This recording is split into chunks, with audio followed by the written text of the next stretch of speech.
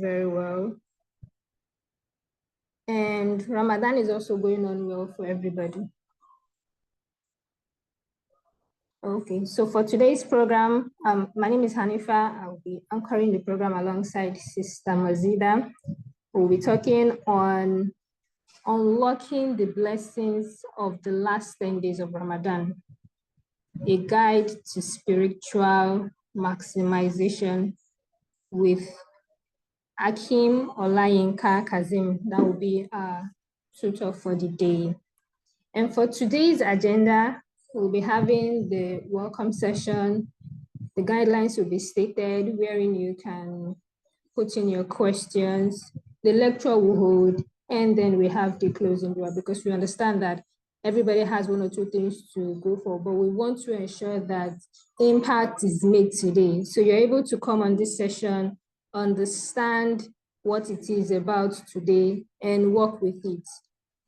And in fact, share your knowledge with other people, because having the knowledge alone would not do. So you can share your knowledge with other people. You can make your own impact from one person. So one person at a time, that would do. So for the purpose of this session, we hope that there will be no recordings or screenshots from these sessions, aside from that from the organization, that's the ISIP group. Please ensure that you're all on mute. You muted your devices so that we can hear the presenter well, so that you can get the knowledge and then be of impact to others. Also, you might want to rename yourself. If you're having a different name from that which we can not identify, kindly rename yourself so that it will be easier for us to reach out to you. Please use the chat box for questions, clarifications, suggestions. Yeah, please use that. So that, I mean, it's a platform for us to learn from what we learn from one another. So please feel free to do that in a very good way. Now I'll be moving on to the mission for ISIP. So the mission statement states that ISIP is an inclusive space designed to connect people with diverse backgrounds interested in Islamic psychology. Our aim is to disseminate knowledge, share resources, and discuss best practices in a free and accessible manner.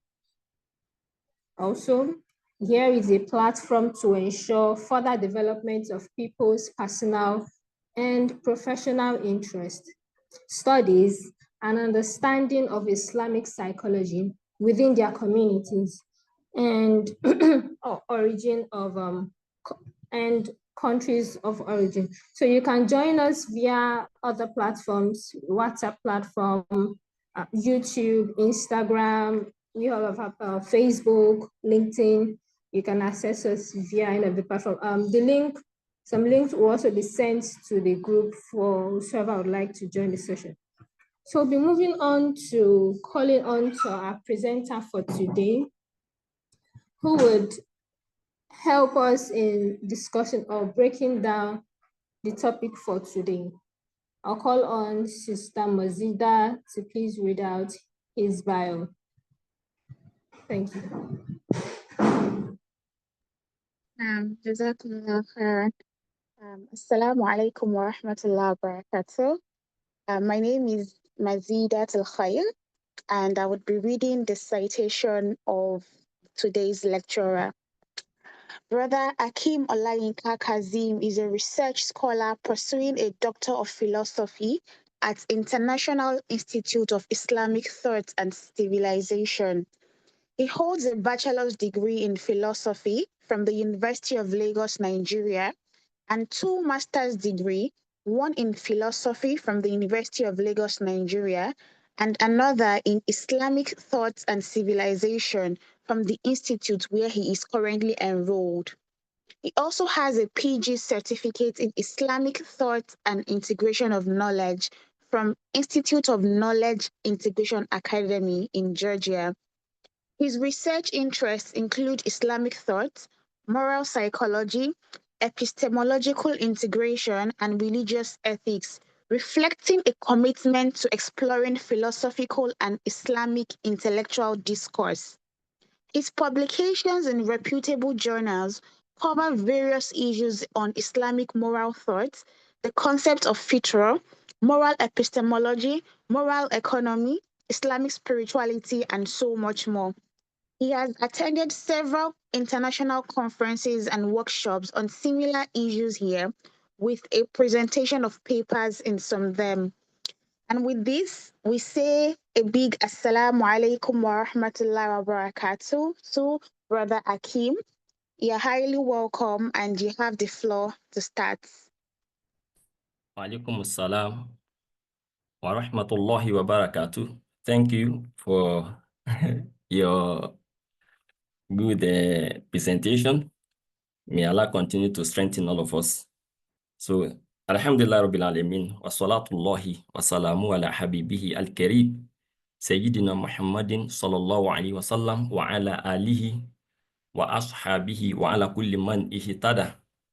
All praise and adoration are due to Allah, who has made this possible for us to gather here today. We thank Him, we adore Him, we acknowledge His favors on us. We seek His blessings and benediction upon the Holy Prophet Muhammad, sallallahu alaihi wasallam, the one whom He has raised as a model to guide us to the right path. We pray that Allah continue to shower His mercy on His companions, His household, and the generality of Muslims all over the world. I thank the organizers for organizing this interesting session, and which is actually bordering upon issues that everybody's going to be striving to achieve, attain, like Laylatul Qadri. So may Allah continue to strengthen the organization. So like the anchor said, I'm going to be discussing a very important topic, like I said, and it's going to be on unlocking the blessings. I don't know if I sent my slide earlier, but I don't know if I can share. So unlocking the blessings of the last 10 days of Ramadan. Yes, please, you can proceed Okay, with sharing. I can share. Okay, thank you for that. So let me see. Okay.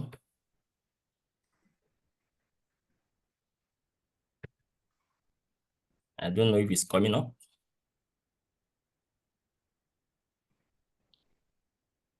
Do you have it?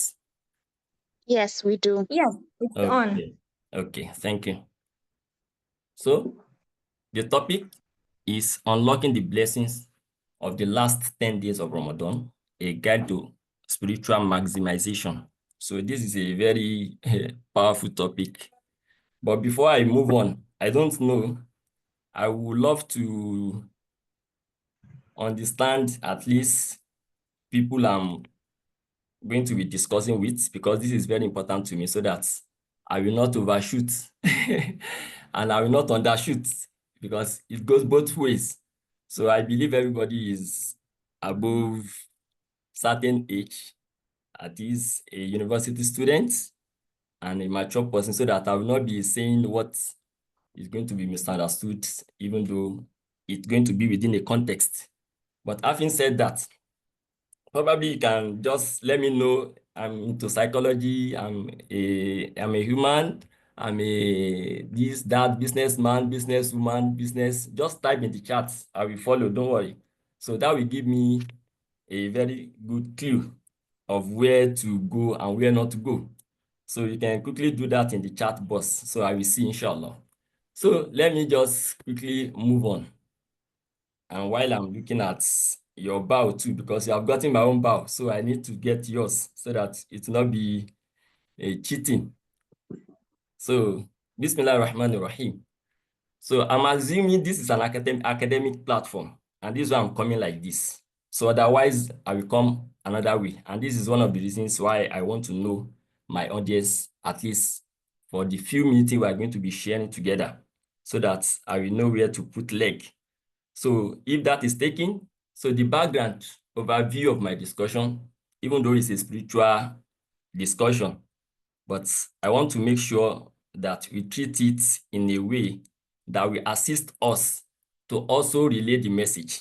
Because for me, what is very important for Muslim in this current time is for you to be able to speak the current language of the society, but the concept we are using will be Islamic concept. I don't know if I can, is that taken? Are we with me?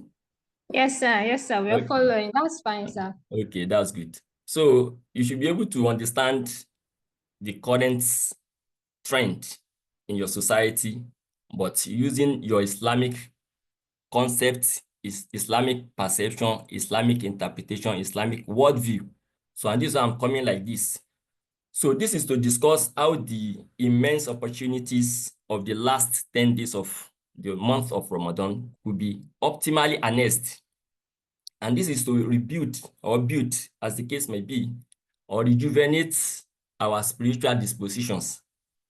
So the approach I try to adopt is to use what we call interpretive analysis of Islamic reviewed sources. And that is what we call tafsir or ta'awil in Arabic or in Islamic sciences. So I will be drawing upon insight from human general experiences based on studies from psychology of religious experiences.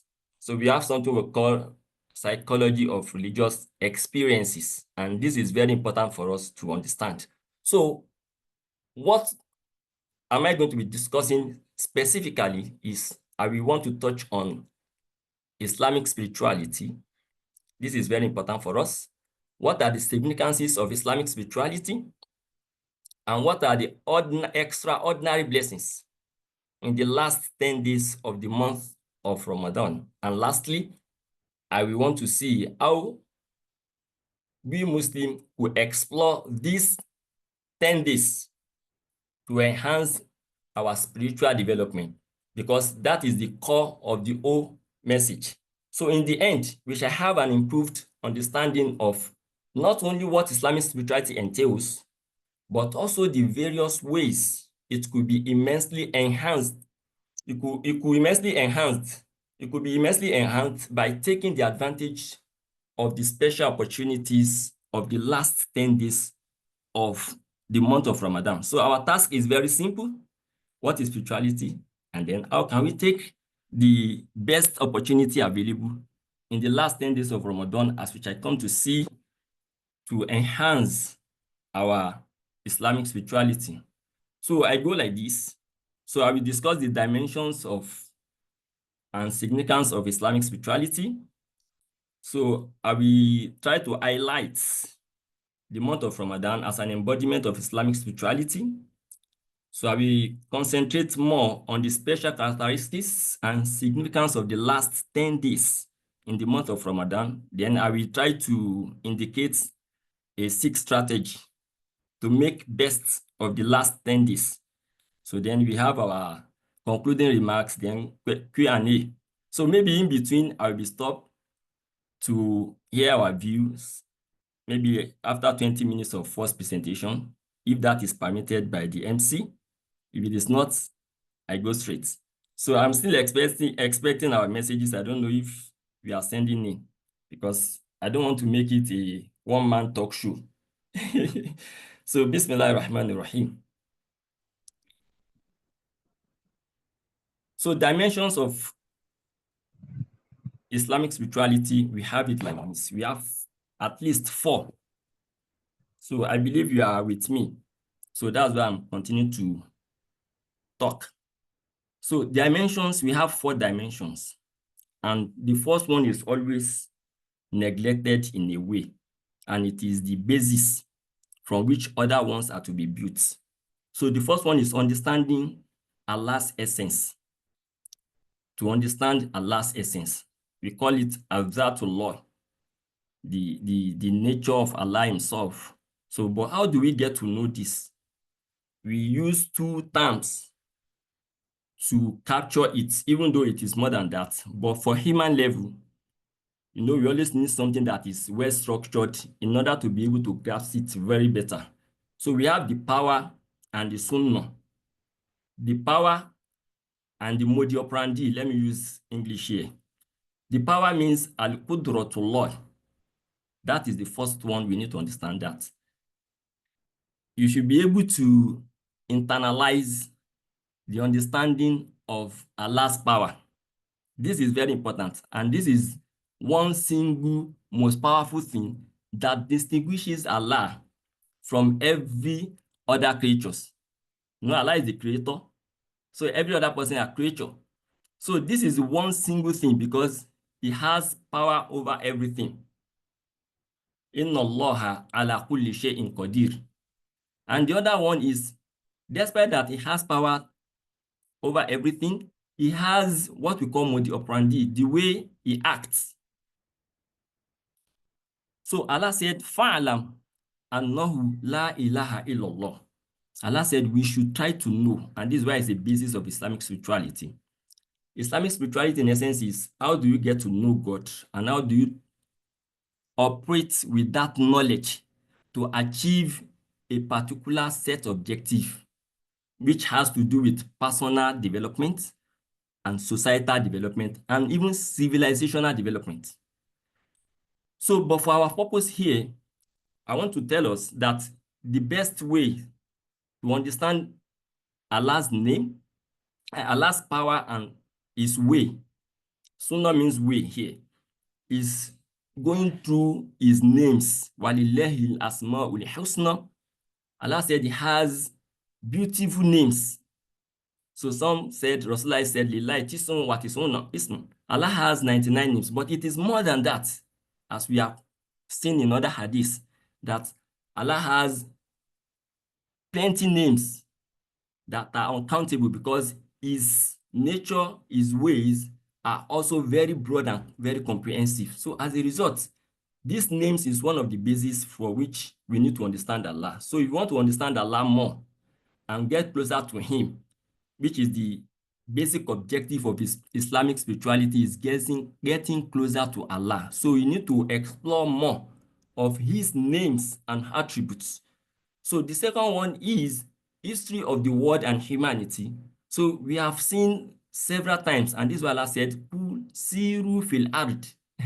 Allah said we should move around the world to see how Allah, behaves and acts. So secondly, individual has their own personal experiences that show them that something is above them, that is above their father, above their country, because some things will happen. Nobody has total control except Allah. Allah said, Wafi anfusikum afala tubsirun. So if you want to know Allah, if you want to get closer to Allah, you need to examine very better yourself, your what we call your shortcomings, to see your level that, okay, I don't have much power. This is me. So I'm very limited in power. And this is how you can appreciate the power of Allah. And this is why the first 5 verses to be reviewed are Ikra, Bismi Rabbika Alladhi Khalaqa. You can see Ikra, read in the name. Why is the name? Why is it in the name? So that shows us the importance of understanding Allah's essence. He said, Ikra bismi rabbika alladhi khalaqa, khalaqal insana min alaqi, Ikra wa rabbukal akram, alladhi allama bil qalam, allama lil insana ma lam ya'lam. Because this is not flaw for tafsir, I will just summarize. Allah is emphasizing various things in these verses. And the first one is his name. He could have said, Ikra bi rabbika, bi kudrati rabbika. Read with the power of your Allah. No, Allah said, Bi ismi rabbika, which is alluding to us that we need to explore those names in order to appreciate the power and know how to relate with Allah. He said, Allazi allama bil qalam, allama al insana ma lam ya'lam. So this is the first one. So the second one is having conviction about Allah's essence. And this is the problem we have all over the places. We have scholars, we have ustaz, we have sheikh, we have alpha. But yes, they speak very good. They do good tafsir. They encourage us very well. But the conviction is what is lacking for majority of us. How do we know conviction is lacking? When we have problem or where we are in joy. That is when Allah want to see if you will demonstrate that understanding you have gotten. Because we discover that we fall short. We understand ourselves better. We know when we are in happiness, we tend to goof. We tend to goof and fumble sometimes. And when we have distress, we have problem, we tend to fumble as well. We dropped the ball. These are the two ways by which we can checkmate ourselves. Like if I remember very clearly, Allah said in the Quran, Allah said, Inna al-insana iza masahu saru jazu'a wa idha masahu al-khayru manu'a. This is how to check yourself now. Am I really convinced in my understanding of Allah's power, that Allah is merciful, that Allah sees me all the time? Am I really convinced? If you are convinced, it is when you are at your high point, do you misbehave? When you are at your low point, do you also misbehave? These are two good extremes to check ourselves. And this is what Allah is saying, that innal insana khuliqa halu'a idha massahu sharru jazua. When he's afflicted with, or he or she has challenges, everybody will get disturbed. But when he is happy, the same thing. People may not enjoy themselves because he is happy. You want to show all those things we need to checkmate. So, and this is why when you look at the Quran, when the old Arab of the time of Rasul went to meet the prophets, they were saying, we are now a believer. They were telling Rasul himself. So Rasul, Allah now told Rasul that, tell them, Kulu aslamno, that no, they should rather say that aslamno, we have accepted Islam. We have agreed to at least accept Allah as our God. Walamma yadkhulul iman fi qulubikum. You will only become a believer, a convincing believer, when faith enters your mind. Meaning, when you internalize. This internalization is what is lacking for us. And it depends on the kind of challenge that we face, that we determine. And this is why Allah is saying, Alladhina idha dhukirallahu wajilat qulubuhum. And that is the third one. This is how you check it.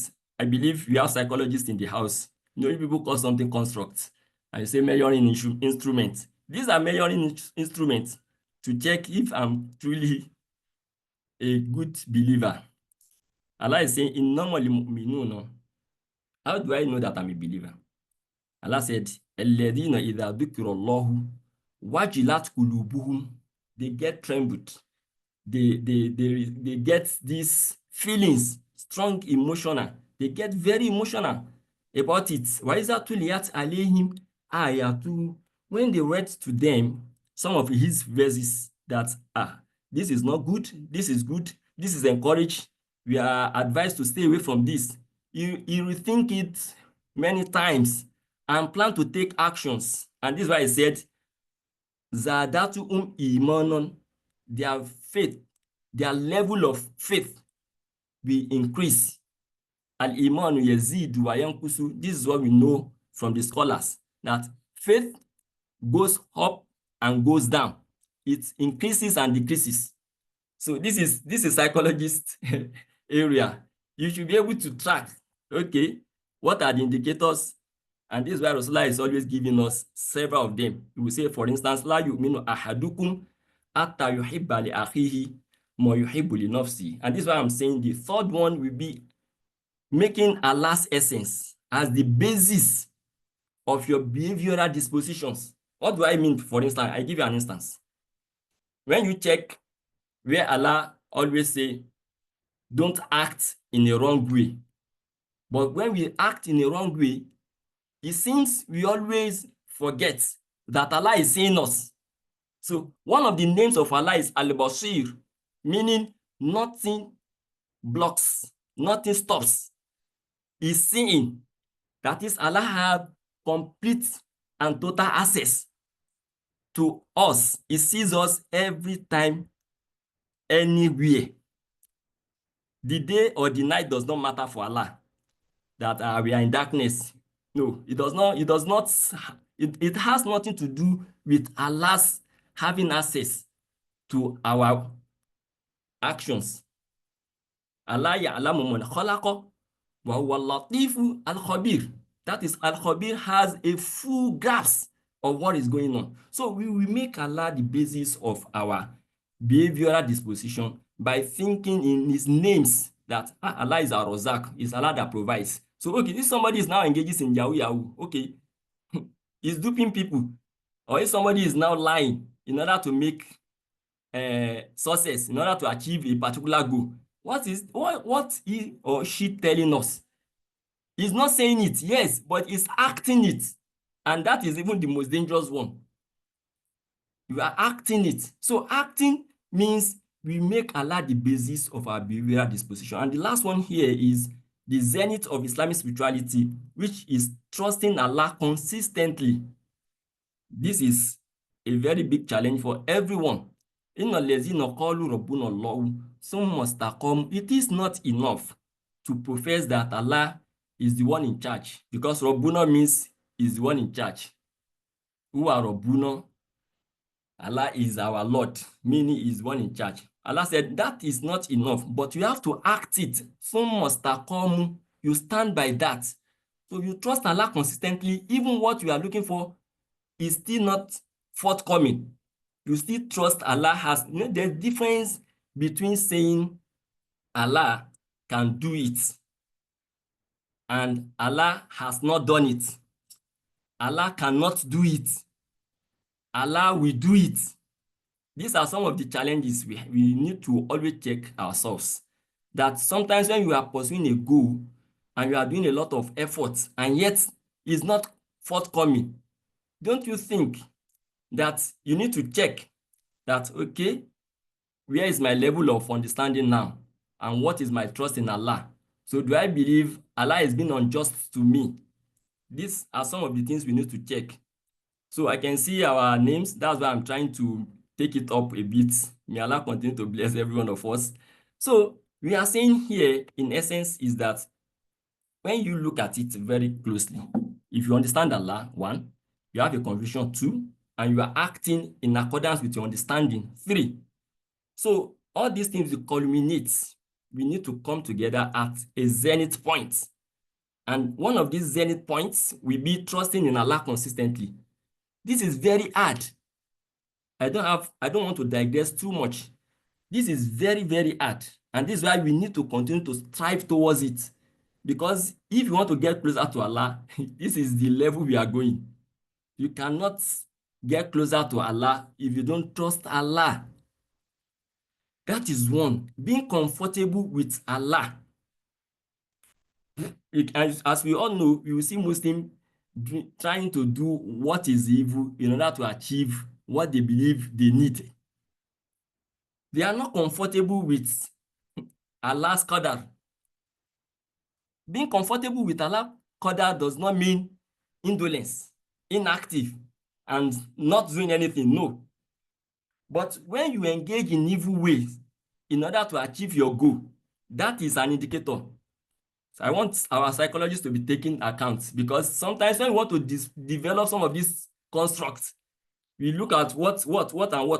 These are some of the ways to check ourselves. No, we are not in class, we are not in a lab, we are not in the field, but we are trying to at least remind ourselves here that when we are talking that I'm comfortable with Allah, I will continue to do every possible effort to achieve my aim, but minus wrong ways. That is how you check whether you are comfortable with Allah's qadar or not. Being comfortable with Allah's qadar, like I said, does not mean not doing anything. No. This is the way you take. Allah said, Walau annahum radu ma ata'umullahu wa rasuluhu. Had it been that they were satisfied with what Allah and His Prophet gave to them. This is a scenario that happened during the life of Rasul, whereby some of the companions, Astaghfirullah, tend to goof. But Allah said, Waqalu, some of them goofing, Allah was now suggesting to them, it would have been better for them to have said, Hasbunallahu, we are satisfied, we are okay. Allah is enough for us. Sayutina Allahu min fadlihi wa rasuluhu. He will surely give us soon from his bounty. So I'm saying, don't fold your arm.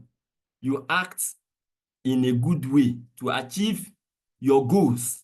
But immediately you are trying to do evil in character, evil even in faith, that you can see what we are hearing all about now, that somebody wants to do ritual money. These are two ways. Either you go immoral by duping people, or either you go soothsayer, or you need some all this what we have around now that is trending now all over the places. These are the two ways. Either you go abusing your faith, that trying to get something that is very antithetical to Islam in order to make it, or you are being very immoral. It's you that they will borrow money, you will not return. It's you that make business with people that will not fulfill. It's you that all these things are immoral. So the last one is being empowered by Allah, and this is the beauty of it all. Inna Allah ama allazina taqaw wallazina hum muhsinun. So at a point in our life, we are expected to be at a point whereby we can access Allah's divine power very easily. And this will mean a culmination of all what I've been saying coming together and being manifested in how we relate with Allah. So when you look at this, where Rasulullah is saying, this is a very clear hadith. So I may not go very much deeper into it, just to highlight what I've been saying. And I will try to open the floor to hear our views so far. So Rasulullah is telling his companions that Inna Allah Ta'ala qala. This is what we call a hadith al-Qudsi. It is being narrated to Rasul from Allah, but Prophet presented it in his own words. This is the difference between hadith al-Qudsi and Quran. Quran, the way we are reading it, are the same word Allah has conveyed it to Rasul. That is lafzon wa qawlan, in letters and also the idea. The idea and the letters are given to Rasul in the Quran. But in Hadith al-Qudsi, the idea is from God, but the presentation, the wordings are from Rasul. Just to show you the level of this kind of hadith. And alhamdulillah is in hadith that everybody that go to the level of general ileke that we go around will have learned this hadith, even though they don't tend to teach us very deeply. And this is why our spirituality have not been developed for a very long time. It is when we now grown up like this that we come to see a lot of things. Had it been the tutors on this level, we only read the hadith, we do competition with this, but it's not generating for us spirituality. And this is why we are still struggling with a lot of things, because we have been on the wrong side for a very long time, but we are struggling. May Allah continue to bless us. He said, Man adali walijan faqad anzamtuhu bil harb. That anybody that tries to be against my own bosom friend, you can see, how do you become bosom friend of Allah? You can see Allah said, Faqad anzamtuhu bil harb. I myself, I'm well prepared for him to fight a war with him. You can see Allah will fight for you. Allah will fight for us if we, and this is why he said in this common verse that when he said ujibu da'wata da'i idha da'an fal yastajibuli. But what are the level of our own response to Allah? What are the level of our own commitment to Allah? What is our own level of participating in what will develop us spiritually? So this is the concern. So wama taqarrabu ilayya abdi bi shay'in ahabbu ilayya mimma aftaradtu alayhi. So if you want to get close to Allah, this is what I'm saying. This hadith summarizes all I've been saying. He said, one, a slave will get closer to me, or my slave can never get closer to me, except with what I have ordained on him. So if you want to get closer to Allah, you need to take care of all the compulsory actions first. All your salat, compulsory salat, you pray them to time. In fact, I encourage you pray them in Jama every time. This is the first thing. You fast Ramadan very excellently. You do all the necessary things if you want to get close to Allah, because some of the mistakes our people will do at home, sometimes is somebody, they will be calling to salat, and somebody will sit down that he has a wazifa to do. This is a misplaced priority. As we shall come to see, nobody says don't do that, no, but the priority must be set. And this is why I love psychology. In psychology, you need to set your priority here. This, okay, after this, okay, this is the levels. So then we have, Allah now said, وَمَا يَزَالُ عَبْدِ يَتَقَرَّبُ إِلَيَّ بِالنَّوَافِلِ حَتَّى أُحِبُّهُ. This is the most interesting part for me. Allah said, when you fulfilled your basic compulsory aspect of the deen, you are getting closer to me, no doubt, but you get more closer to me by engaging in nawafil. That after Zur, I pray another 4 rakah. Before Zur, I pray another 4 rakah, making 8 plus 8, 16, plus the 4 compulsory salat. That is 20 rakahs straight. And somebody is doing that consistently for the past 5 years, for the past 15 years, for the past 12 years, somebody is doing that. You cannot compare such a person with yourself that is only this subuhi after the sun has rise that you come to pray. So these are some of the challenges we need to look at when we are looking for spirituality. So let me move quickly. Allah now said, فَإِذَا أَحْبَبْتُهُ, if he is engaging in all of this, and at a point, Allah said, I will develop love for him. And this is what we call spirituality. I will develop love for him. I will develop فَإِذَا أَحْبَبْتُهُ حَتَّى أُحِبُّهُ first. Allah said, I will develop love for him. فَإِذَا أَحْبَبْتُهُ, when I've now developed love for him, كُنْتُ سَمْعَهُ, I become his hearing. Look at very interesting presentation. الَّذِي يَسْمَعُ بِهِ, I will become his hearing, with which he hears or she hears, the same thing the sight, the same thing the hand, and the same thing the leg. And وَإِنْ سَأَلَنِي أَعْطَيْتُهُ, and when he asks me, he make a request, Allah said, وَلَئِنْ اسْتَعَاذَنِي لَأَعِيذَنَّهُ, and when he seeks my refuge, I will protect him. When he asks me, that is why وَإِنْ سَأَلَنِي, if he asks me, أَعْطَيْتُهُ, I will give him. And when he seeks refuge from me, seeks my protection, Allah said, لَأَعِيذَنَّهُ, I will protect him or her. So this is just a summary of spirituality when we look at it from Islamic angle, a very brief summary. So I don't know if there's objection, if there's any comments before I move on. So I would like to hear from us so that it will not be a one-man show. So Bismillah, you have the floor within just 5 minutes, inshallah.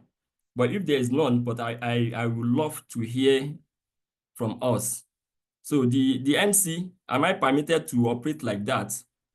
Let me know. Yes, you are. Okay. Yeah, I've also been taking notes of some of the things you say, and I believe others are jotting the points down. Okay. And so if there's anyone with questions or would like to add to things he has been saying, please reach let's feel free so to that do that, please. It's very important, because the way we have been doing operating does not help, in my view. One man talk show, it's not helping. So this is just my own personal view. So I would like to hear from us for the next 5 minutes on some of the things I've said, maybe clarification and even objection. To talk about some of the things I have. Oh, well, I do not have any objection for now. Okay.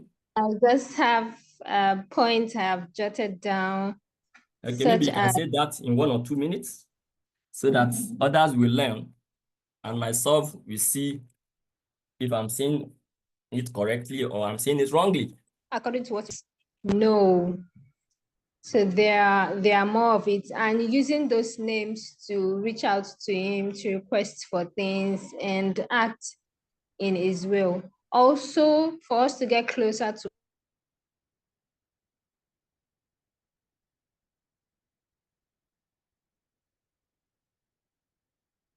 so the consistency, there will be issues and we might not really turn out to be what we want to, it might not turn out to be what we want to achieve. So being consistent in taking care of things Allah has ruled for us, such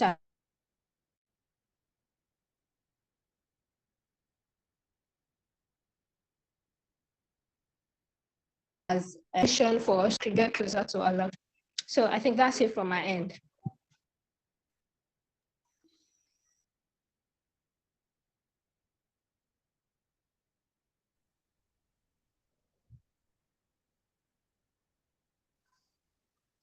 Hello, are you there, sir? Okay, I'm here. It's like the network is fluctuating, but at least I get some of the things you have been able to say. That's fine. So any other person? Okay, so I have, yes, someone is raising up. Somebody is raising up his hand. Please go ahead.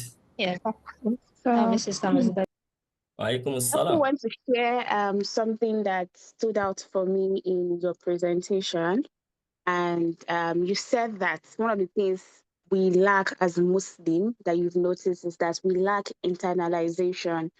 And I want to agree to that because this is something I still talk about with my friends, that it's easy for us to say, oh, I believe in Allah, I have trust in Him, oh, I'm patient. But when things comes, when things happen to us, then we're not able to implement that our belief. Yeah. You know, when we go through trials, we're not able to have trust in Allah that, okay, let me be picky, let me hold on to Him. Let me pray to Him. We're not able to do that. I think this is something that we need to work on generally as Muslims. I just want to say that I agree with that and I can easily relate to that point that you shared. Okay, that's fine. Do we still have somebody? Okay. Assalamu alaikum. Alaikum salam. Thank you very much for your great work, which is still you are still giving us. I am following and I felt that I'll be able to make more sense of the model you are giving us. Maybe by the time you finish your talk. Inshallah. But it has given us that to grow as a Muslim, we move in stages. And you give us those 4 stages. And you also gave us those features that will tell, like, they are not foolproof, but it gives an indication. Okay, this is where most likely I might be in my stages of growth. So as one move through it, so I think this model will be very essential to help us to grow as Muslims, so that we can appreciate whether our acts, our ibadahs, whether we are striving on our own. We're not saying we know what Allah acceptance or reward will be for our acts, but at least this gives us hope, which is part of what we expected. So this hope that we can say, okay, I'm moving in the stages of growth of becoming a better Muslim, from the Muslim to the Siddiqun. So this is very, very good thing, practical for us. And we hope in the month of Ramadan that we might see our growth and see whether we are moving or we're going back. Our fluctuation between these stages is very essential. That's my take for now. Thank you very much. I'm Alhamdulillah. Alhamdulillah. So if I may move on, so you can say I'm not going to some of the details because I believe, and this is why I want to know the level of my audience. And Alhamdulillah, I'm happy for the feedback. And I must tell us, these are some of the ways I try to checkmate and check myself, because I know nobody knows me better than myself except Allah and Shaitan.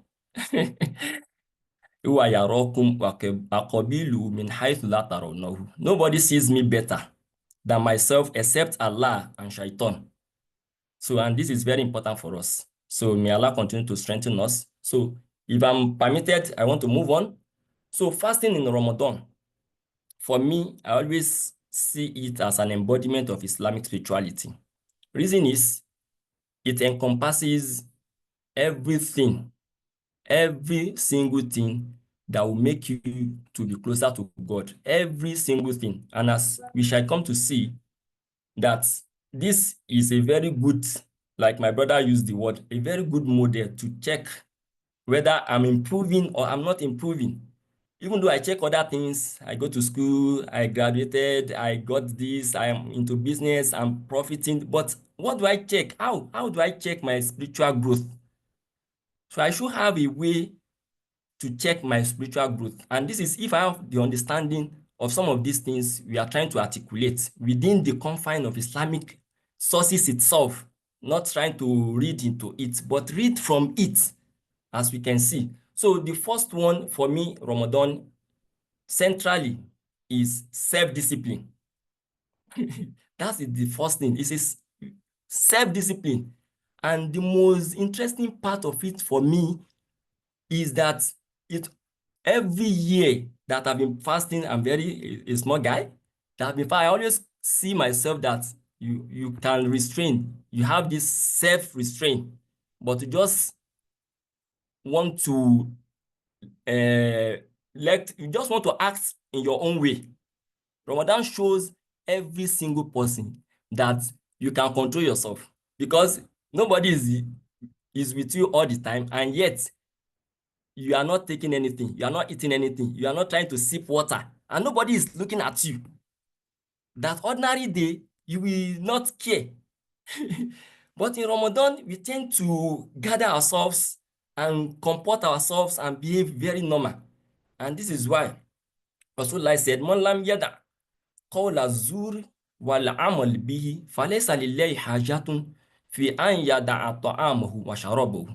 That if anybody could not leave gutter languages, stupid talks in Ramadan, he said Allah has nothing to do with his fasting, telling us that fasting goes beyond not drinking and not eating. And alhamdulillah, majority of us, in my own observation, is that we try to operate like this. And the most important thing again for me is that after Ramadan, I discovered that I forced myself back into eating, because and even into looking anyhow. Because in Ramadan, the level of restraining our gaze is very high. Even somebody that still fall into it, he himself knows, or she himself knows, that he reduces what my afar will call kama wo just looking anyhow. So I discovered that after Ramadan, it is I myself that force myself back into some acts, especially like eating, because I just feel like eating once a day is enough for me. I just move on. But I say, Ramadan has gone now. Then I try to relearn, because something learn, unlearn, and relearn. This is, alhamdulillah, I'm a psychologist. I try to relearn that habit again, that I need to eat. This is very important for us. So the second one in Ramadan is that it provides us with what I call supportive environment. And this supportive environment involves spiritual supportive environment, social supportive environment, and also temporal supportive environment. How do I mean? When you look at the hadith of Rasul, he said, إِذَا كَانَتْ أَوَّلُ لَيْلَةٍ in Ramadan, سُفِّدَتْ shayatin. I don't want to go much deeper. So he said, the first night in Ramadan, Allah will control every spiritual distractions. This is the time I used. But actually the word means Allah will shade every stubborn shaitan. But for me, I see it, Allah will control every spiritual distractions. And the peak, or what I would say, the epitome of that spiritual distraction is shaitan. Is a vow he made before Allah that he will make sure that we all go astray. Fanzurini ila yawmi ba'thun. It's a vow he made before Allah, and Allah actually granted him. Not that Allah was not granting him in order to cause a problem for us, but Allah is only paying him off. I don't want to go into those details. Before he became rebel, he was the one, I would say, one of the best spiritual person before Allah. But Allah just want to discharge him. Just go. But that will constitute a challenge for us. If I have time, I will discuss that later. That somebody's problem will create a problem for me if I am not very conscious. That is what shaitan is to us. But in Ramadan, Allah specially make it a gift for us that we control him, and we can see all around. We have this control. Everything is tamed, well tamed. And as we come to say as well, during this time, I try to do more good. Reason is it will increase my spiritual account because it's a bonus. It's a bonus that while stock lasts, let me take very good advantage of the whole thing. Let me build my spirituality. So that after Ramadan, I still have more with me to use before next Ramadan. So that's why we need to engage very much. So I don't want to go much. Some of the other opportunities that Gulliqat Abwabun Nar. Allah will close the door of hell. Allah will open the door of Jannah. Wa futihat abwabul Jannah. Falam yuglaq min abab. Allah will never close any one of them. So another munadi, a caller will call out. You say, Ya bagi al khoy, akbil. You can see. That's why I say it's a bonus. So, and the same thing when it comes to Ya bagi yashar. So, Ya qabil al khoy, you that want to do good, Allah said, engage in more. And the same thing, you that want to engage in evil, Allah says, stay away. Because you have your soul only to contend with.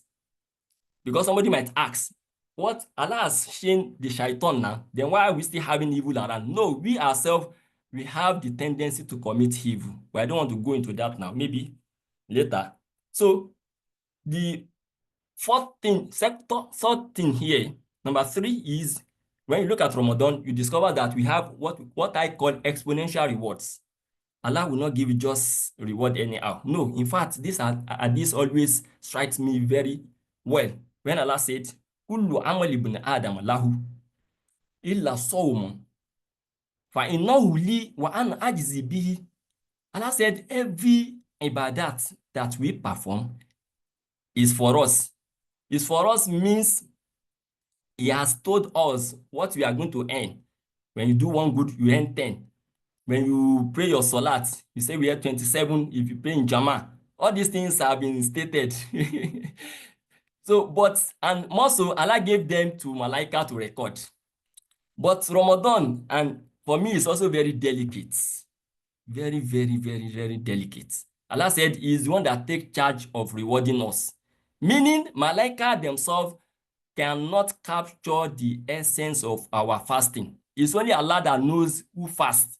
Not eating, not drinking does not constitute fast alone, that I'm not eating, I'm not drinking. No, that is just the starting. So that's why Allah take charge. To what level are you looking anyhow? What are you doing in the eating? What do you harbor in your mind? The fasting, how do you perceive the fasting? Do you see it as punishment from Allah? These are some of the things Allah will consider. And that is why Allah is taking charge, that I will reward you myself. And for me, it also shows the level of importance Allah attached to fasting. And this is why I said, Wala khulufu fami sa'im atyabu inda Allahi min rihil misk. That the scent, or how do I put it?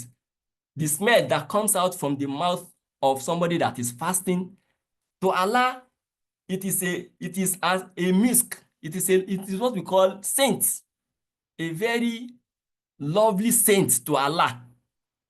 So I don't want to go into fiqh here.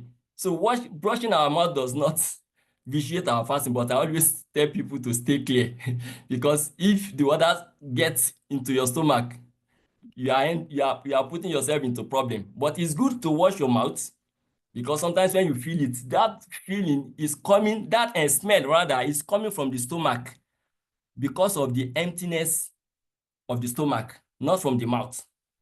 So this is why Allah loves this so much that nobody is seeing him or her, but yet he keeps to fasting.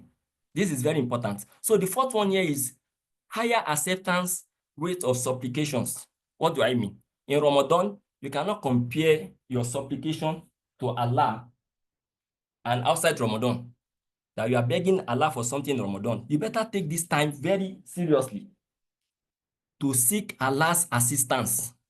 Rasulullah said, Talathatun, we have three categories of people, la turaddu da'watuhum. Their prayers, their requests, their supplications are never rejected. So the first one he mentioned is as-sa'im, hatta yuftira. The second one he mentioned is al-imam al-adil, a just leader.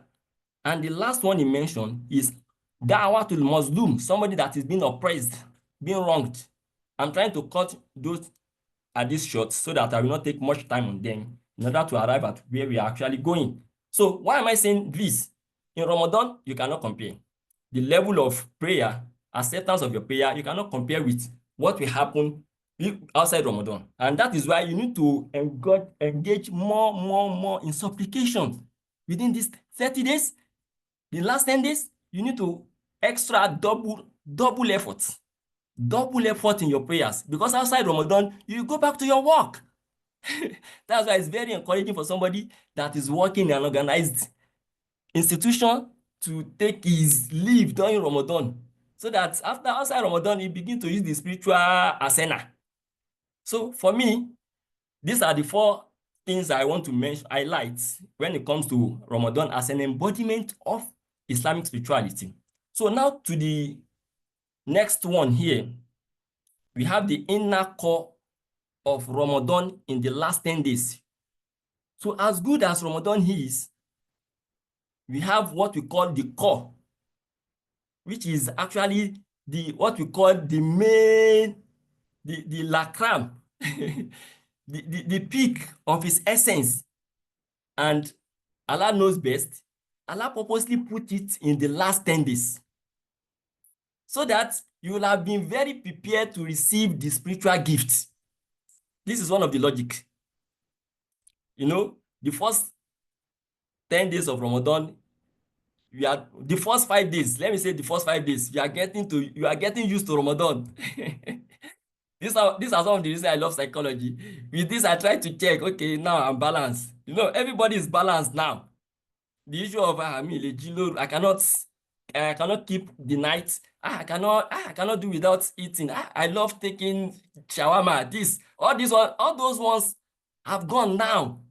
By this time, anybody that has not controlled his urge by this time, there's a problem. By this 15th, no, you have scaled already. If I recollect clearly, even in psychology, is it not 21 days or thereabout, or even lesser, that if you want to change an habit, just consistently force yourself on what you want to change to for the next, is it 14 or 15 days as well.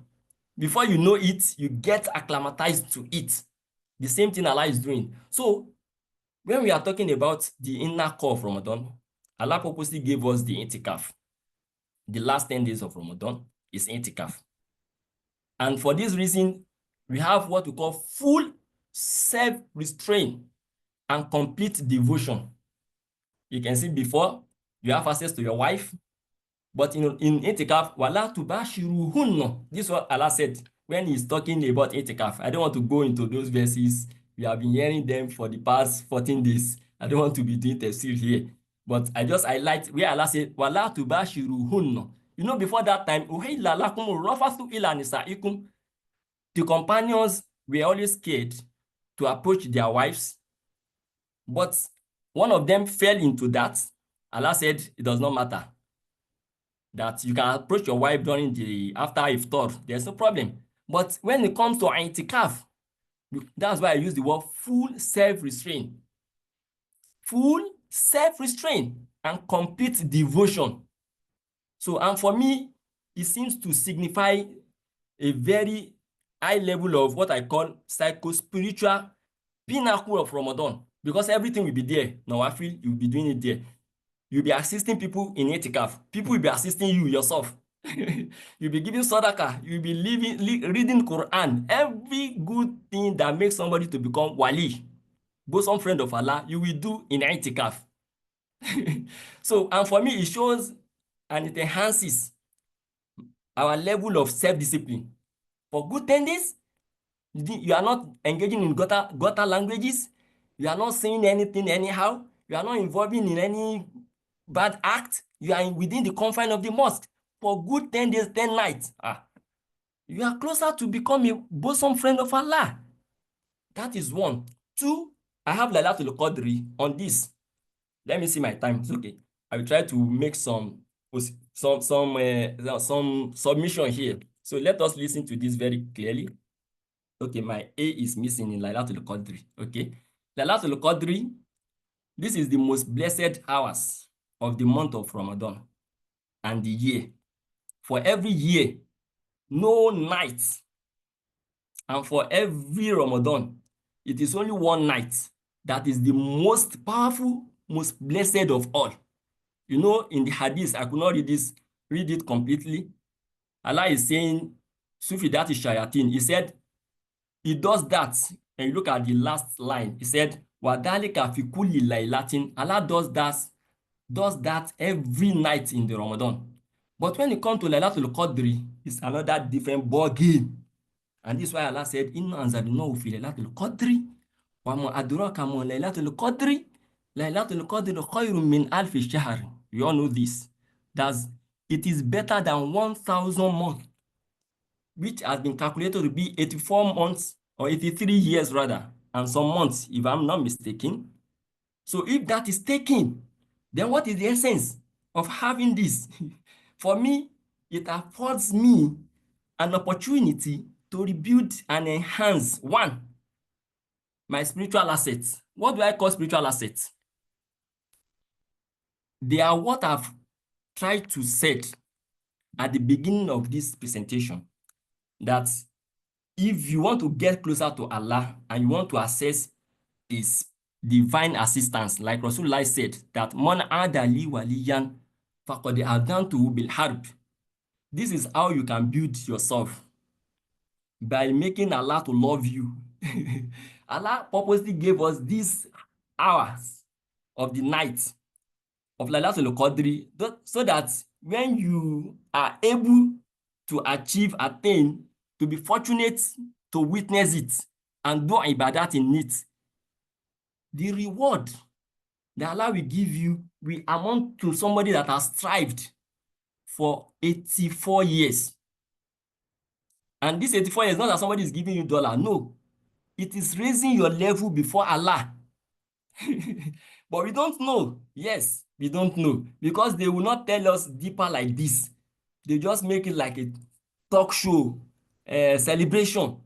They are not telling me what I will be missing or what I will be achieving if I behave myself during these hours. That is one. So we call something spiritual prowess. Spiritual prowess means your ability to engage in ibadat. A'inni ala dhikrika wa shukrika.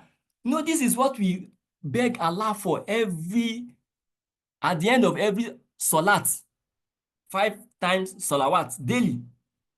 So in Ramadan, in the night of Laylatul Qadr, you have the opportunity, you have what we call blank check. Blank check.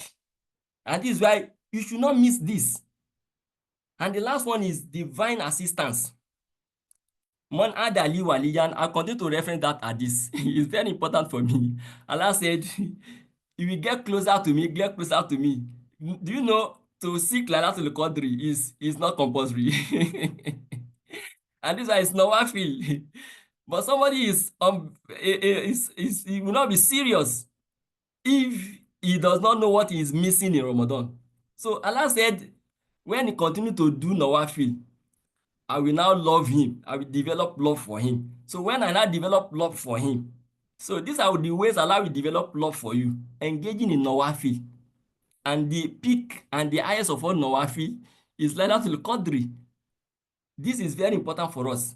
But one thing I want to stress here is, added to all of this, in Laylatul Qadri, it is the night Allah will do what I will call reassess and reshuffle, what we call the essence, the existential reality of man, what we call al-amru.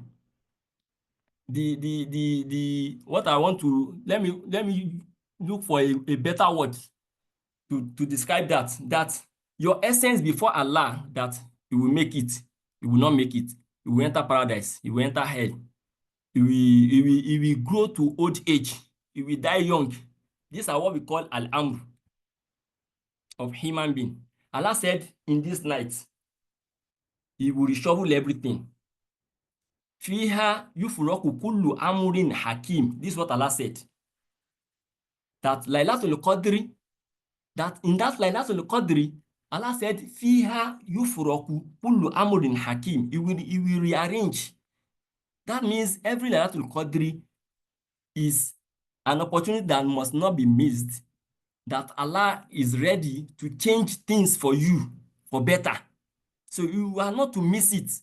Reason is, Yamukullahu ma yasha'u wa yuthbitu wa indahu ummul kitab. Allah said, before me, I have the old budget, and I amend, I change them. And some of the things that informs what Allah changes for me or changes for you is my disposition, my spiritual disposition. My spiritual disposition. And this night is just a gift for us in order to explore it, to get Allah's assistance. So the last one here is the psycho-spiritual hallmark of month of Ramadan. No, when we are talking Ramadan, we only tend to look at it from one angle. Don't eat, don't drink. No, but for Allah, it goes beyond that. And that is why I try to lay a background for what we need to understand when we are talking about Islamic spirituality. And as we have all agreed with me, that it encompasses the understanding of Allah, the conviction about Allah, my behavioral disposition, and finally, my having access, my being loved, and my trusting in Allah. So when it comes to Zakatul Fitri as the last one, it is actually capturing and or let me say reflecting that aspect of my characters towards fellow human being. How do I behave towards them? Because when we take Ramadan, essentially, Allah wants to build our spirituality. He said, La'allakum tetekun. La'allakum tetekun means, one, you get closer to Allah, you understand Allah better, you improve in character, and Allah loves you more. So if you are improving in character, when you look at Ramadan, you feel the pangs of what? Hunger.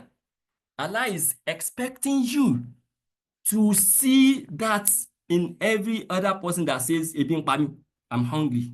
Can you assist me with some change? I need to eat. I need water. This is what Allah is trying to demonstrate by saying compulsorily, we must give Zakatul Fitri.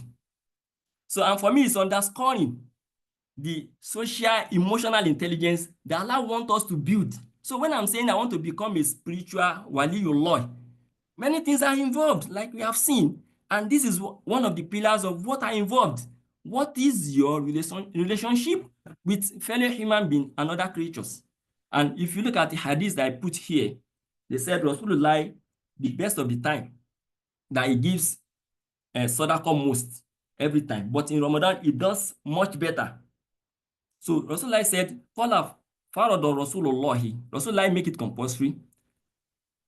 Sallallahu alaihi wasallam, zakat Ramadan, that we give zakatul fitri. Ala kulli sagirin, look at it, to show you the essence, so that we have a very, what I will call abundance things to share.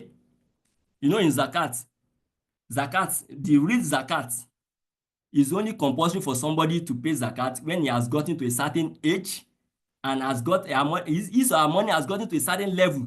But zakat on fitri, no. Even scholars have said we pay zakat on pregnancy. We calculate everything. So here we have, Rasulullah said we pay zakat for Sogir, wa Kabir, Hurun, wa Abd, wa Dakar, wa Untha, Sa'an, min Tamarin, or Sa'in, min Sha'ir, depending on your locality. The point here is, in order to have abundance, so that we have more to share, Allah is making it compulsory to Rasul that we pay zakatul fitri on everybody that is under our household, so that we have more to share. And this is very important for me to demonstrate that you have been feeling hungry for the past 30 days. Let's see how you demonstrate that. And if you are not doing that, there's an hadith, if I'm not mistaken, that says your reward for fasting will be frozen. Yes, you'll be recorded that you have fasted, but you cannot benefit from the reward if you have not paid your zakatul fitri, to show us how Allah is demonstrating this aspect of spirituality in Ramadan. And that's what I'm saying. These are the core 3 things that Allah put in the last part of Ramadan. So here, I will go very, very quickly. The first one, in order to achieve the best time, the best benefit of Ramadan, is that number 1, okay, your mindset. That is what I've been doing so far to prepare our mind. وَلَقَدْ عَهِدْنَا إِلَىٰ آدَمَ مِنْ قَبْلِ فَنَسِيَ وَلَمْ نَجِدْ لَهُ عَزْمًا. Adam failed. Salatullahi wa salamu alayhi. Allah said, because he is not determined enough. So if I want to make it my spiritual journey, Allah needs me to be very, very, very resolute. That even the first man, our father, can we start noting down our questions? Okay, no problem. So Allah said Adam failed despite giving him all the answers for one single reason. Lam najid lahu azm, is not resolute enough. We are not trying to derogate him, no, but we are trying to learn from that.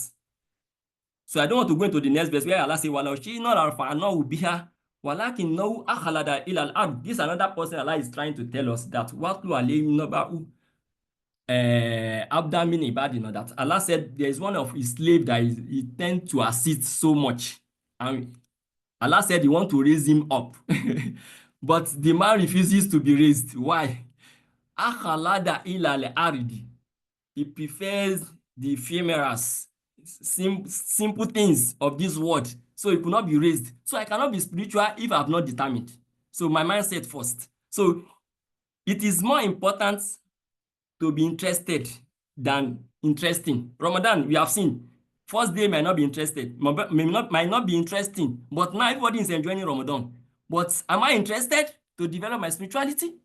That is the question for us. So the second one is that we have to have actionable plan, and we have to be consistent. These 2 things are matter. So Rasulullah said, "Khairul a'mali adwamuha wa in qalla," that the best of all actions is what you do consistently. So, and I don't think I can do anything consistently if I don't have the plan. And I don't think I can have a good plan if it's not actionable. So you must do what you can do consistently. I give you an example. This will be the 4th or 5th year that my mother has died. So what you expect of a child? To pray for his mother every now and then. But I try to do prayer for him, especially every week, once in a week, and I've never missed such.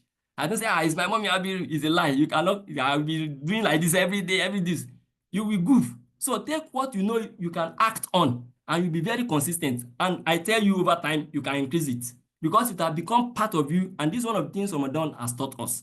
So the third one here, you engage in more dhikr during these last 10 days. Very, very important. Allah said, "Wadhkurullaha kathiran la'allakum tuflihun." Engage in more dhikr so that you can be prosper. So, and this is what Allah is saying. Do you think is out of mistake or arbitrary that Allah will say, "Waiza sa'alaka ibadi anni fa'ini qarib"? Among the verses of Ramadan? No. He knows that a time like this will come that we need to engage more in dhikr. So as a result of this, we have the 4th one, if I can move on, the night hours. This is another very important one. The people that will make it before Allah become spiritual and prosper, Allah said they don't joke with their nights, because especially the time of sahur is a very special time, because yanzulu rabbuna tabaraka wa ta'ala kulla laylatin ila samai dunya the last third part of the night, when you divide the night into 3 parts, the last third part is a special time to pray, and that is the actual time that we take sahur. That we take sahur. So you should be able to balance the two. But somebody that is in itikaf, you get it much better than me that stays with my wife, children at home, all those things. Because we always be in the confine of the mosque all the time. So Allah will now be saying, "Man the only for astajibu lahu." Who wants me? Who is requesting for? Who wants a special need? Or is special request to be answered, attended to? Then let me give it to him. Are you awake? But nobody is awake. So Allah goes back with his what? Special gift. So the fifth one here is we need to sacrifice. Yes, very important. Lan tanalul birra hatta tunfiqu mimma tuhibbun. This is very important. You cannot just do prayer and go. When you do prayer, you do what we call walima. When you do prayer, you give sadaqah. This is what Allah said in various places in the Quran. Allah said, فَأَمَّا مَنْ أَعْطَى وَاتَّقَى وَصَدَّقَ بِالْحُسْنَى فَسَنُيَسِّرُهُ لِلْيُسْرَى. I said, okay, you want to make it? You can make it, yeah, but you follow the line, follow the instructions. So when you give with fear, with piety, and you believe in giving, then Allah said, I will make your way to be easier. And the reverse is also the case. وَأَمَّا مَنْ بَخِلَ وَاسْتَغْنَى. Allah said, who is very stingy, don't worry. And he feels contented like, this money I have is enough for me. What's the problem? Allah said, وَكَذَّبَ بِالْحُسْنَى. He does not believe in doing good. Do you know what Allah says? Allah said, فَسَنُيَسِّرُهُ. The same time, فَسَنُيَسِّرُهُ. We make easy for him. لِلْعُسْرَى. The way he will not be able to make it. You can see the reverse. And this is why Allah is saying in many places that تَتَجَافَى جُنُوبُهُمْ عَنِ الْمَضَاجِعِ يَدْعُونَ رَبَّهُمْ خَوْفًا وَطَمَعًا وَمِمَّا رَزَقْنَاهُمْ يُنْفِقُونَ. The people of Allah, when they supplicate to Allah in the night, they don't sleep. And when they do that, they also give out sadaqah. That Allah, accept my prayer. I'm also doing good to people. So the last one, which is very important, is time consciousness. You can see what I put here. The man is carrying around the time. Yeah, this is one of the things we are not good at. And somebody that want to achieve before Allah, especially with spirituality, you know all these times I'm discussing about, all this period. You don't joke with them, you get conscious, you plan yourself around them. Because while Asri, though our scholars will say Iroliaye, no, the Asri itself means time. So while Asri, Allah said, I swear by the time. Reason is, this is one of the things that you cannot say, let me store it.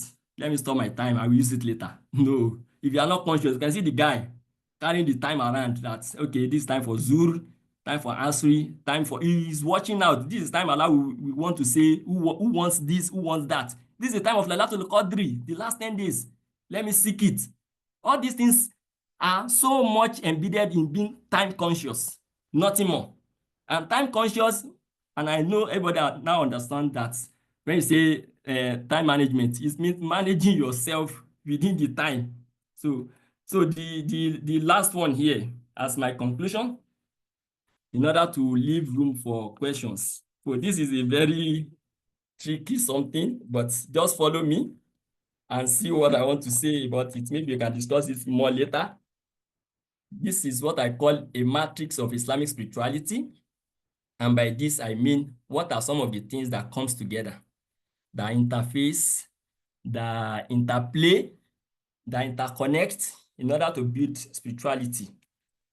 Going through Quran and Hadith, and this I've been doing for quite a long time, but it's just fortunate that it is during this presentation I try to come up with this.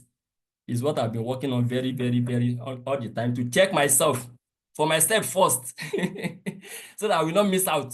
So I discovered that Allah gives us every now and then special time and periods. No, immediately we finish this one now, we will have period of Hajj. They will tell us the first 10 days of Zulhijjah is this, that, this. The same thing we have every end of every Salat. Immediately finish every Salat. That time is very precious. You cannot compare. No, no, no, no, no, no, no. You cannot compare. So every time there is 1 hour, there is a period during Juma that is very important. Though Allah does not disclose, Rasulullah does not tell us, but he said there is a particular hour. So why am I saying all of this? You need to watch out for all these times, these various special times, in order to engage in spiritual activities. If you want to build yourself. The second one I discovered is that Allah mentioned various places in the Quran telling us that when you are at so place, you have more what I would call leverage to build yourself, to seek Allah's assistance. That Allah will answer you very quickly. For instance, in the Quran, Allah is talking about Kaaba. That is one. Subhanallazi asra bi abdihi laylan min al-masjid al-haram ila al-masjid al-aqsa alladhi barakna. So many places, but I don't want to go into details. Just notice like that.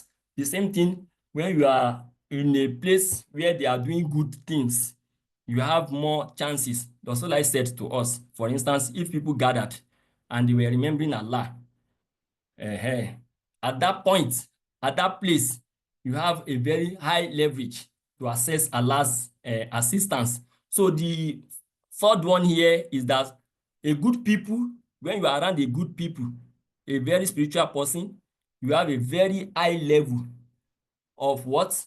Of accessing Allah, or of having a leverage. And this is why Allah is saying, even a kafir, we enjoy the presence of Rasul.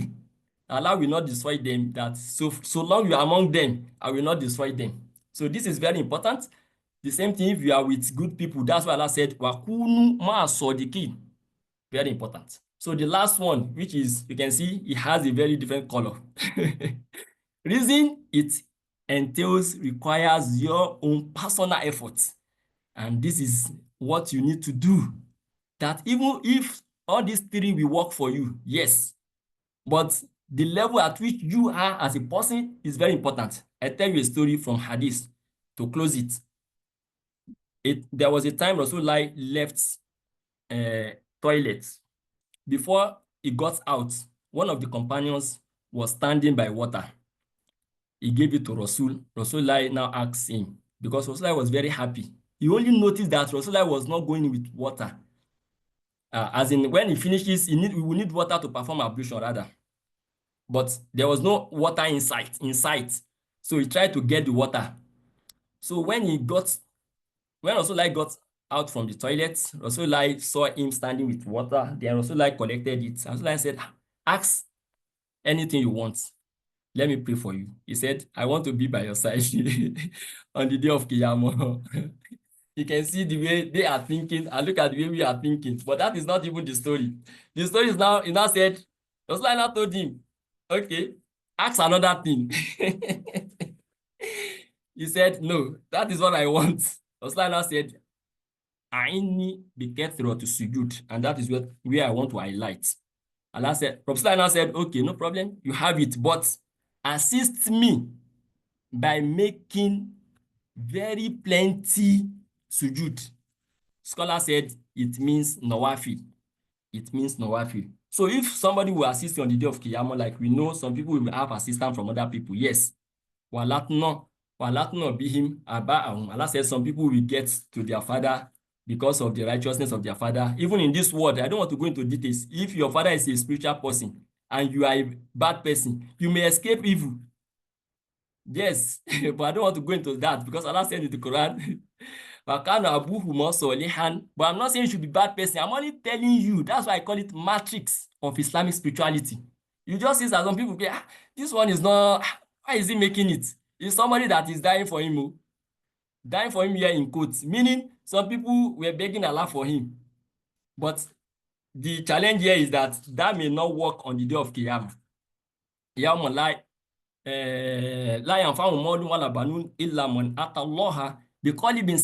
If somebody will assist you on the day of Qiyamah, you need to at least get above average first. Except Rasul that can assist every other person that has an iota of faith in their mind after they have entered hell. But what I'm saying in essence and in conclusion is that to build our spirituality in Ramadan is very important, and it is very much more important in the last 10 days as a leverage. And lastly, some of these 4 things I've mentioned are what will assist you in building your spirituality. فَسُبْحَانَ رَبِّكَ رَبِّ الْعِزَّةِ عَمَّا يَصِفُونَ وَسَلَامٌ عَلَى الْمُرْسَلِينَ وَالْحَمْدُ لِلَّهِ رَبِّ الْعَالَمِينَ. So I close my case.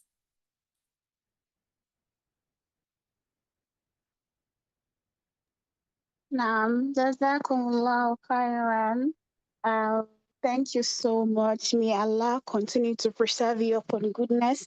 May Allah make the lecture beneficial to you, the presenter, and to we, the listener. May Allah may Allah grant us the ability to implement what we have learned here today and to also share it with other people. Jazakumullahu khairan. We really appreciate you sharing a part of your knowledge to us, and it was a very interesting conversation. And for me, I think it spoke to me a lot. It spoke to me a lot, and I think it was something that I needed to hear at this moment.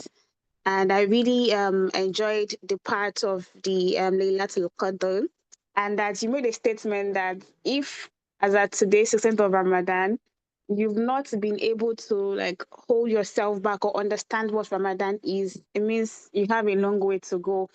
And just a reminder for me that I actually need to like put in much effort in what I am doing towards benefiting or towards maximizing my Ramadan.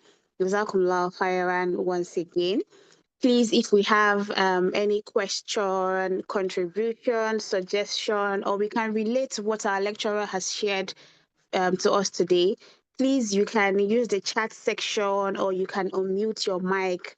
And the lecturer said he wants it to be a very interesting conversation. So please, let's Yes, that is appreciate him by important. sharing one or two things too with him. Thank you so much.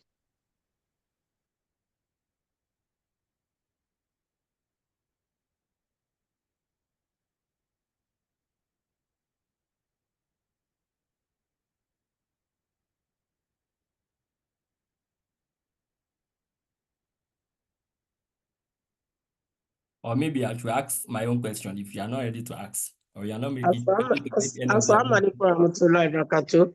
Alaykum salam. Jazakumullahu khairan fi dunya wal akhirah.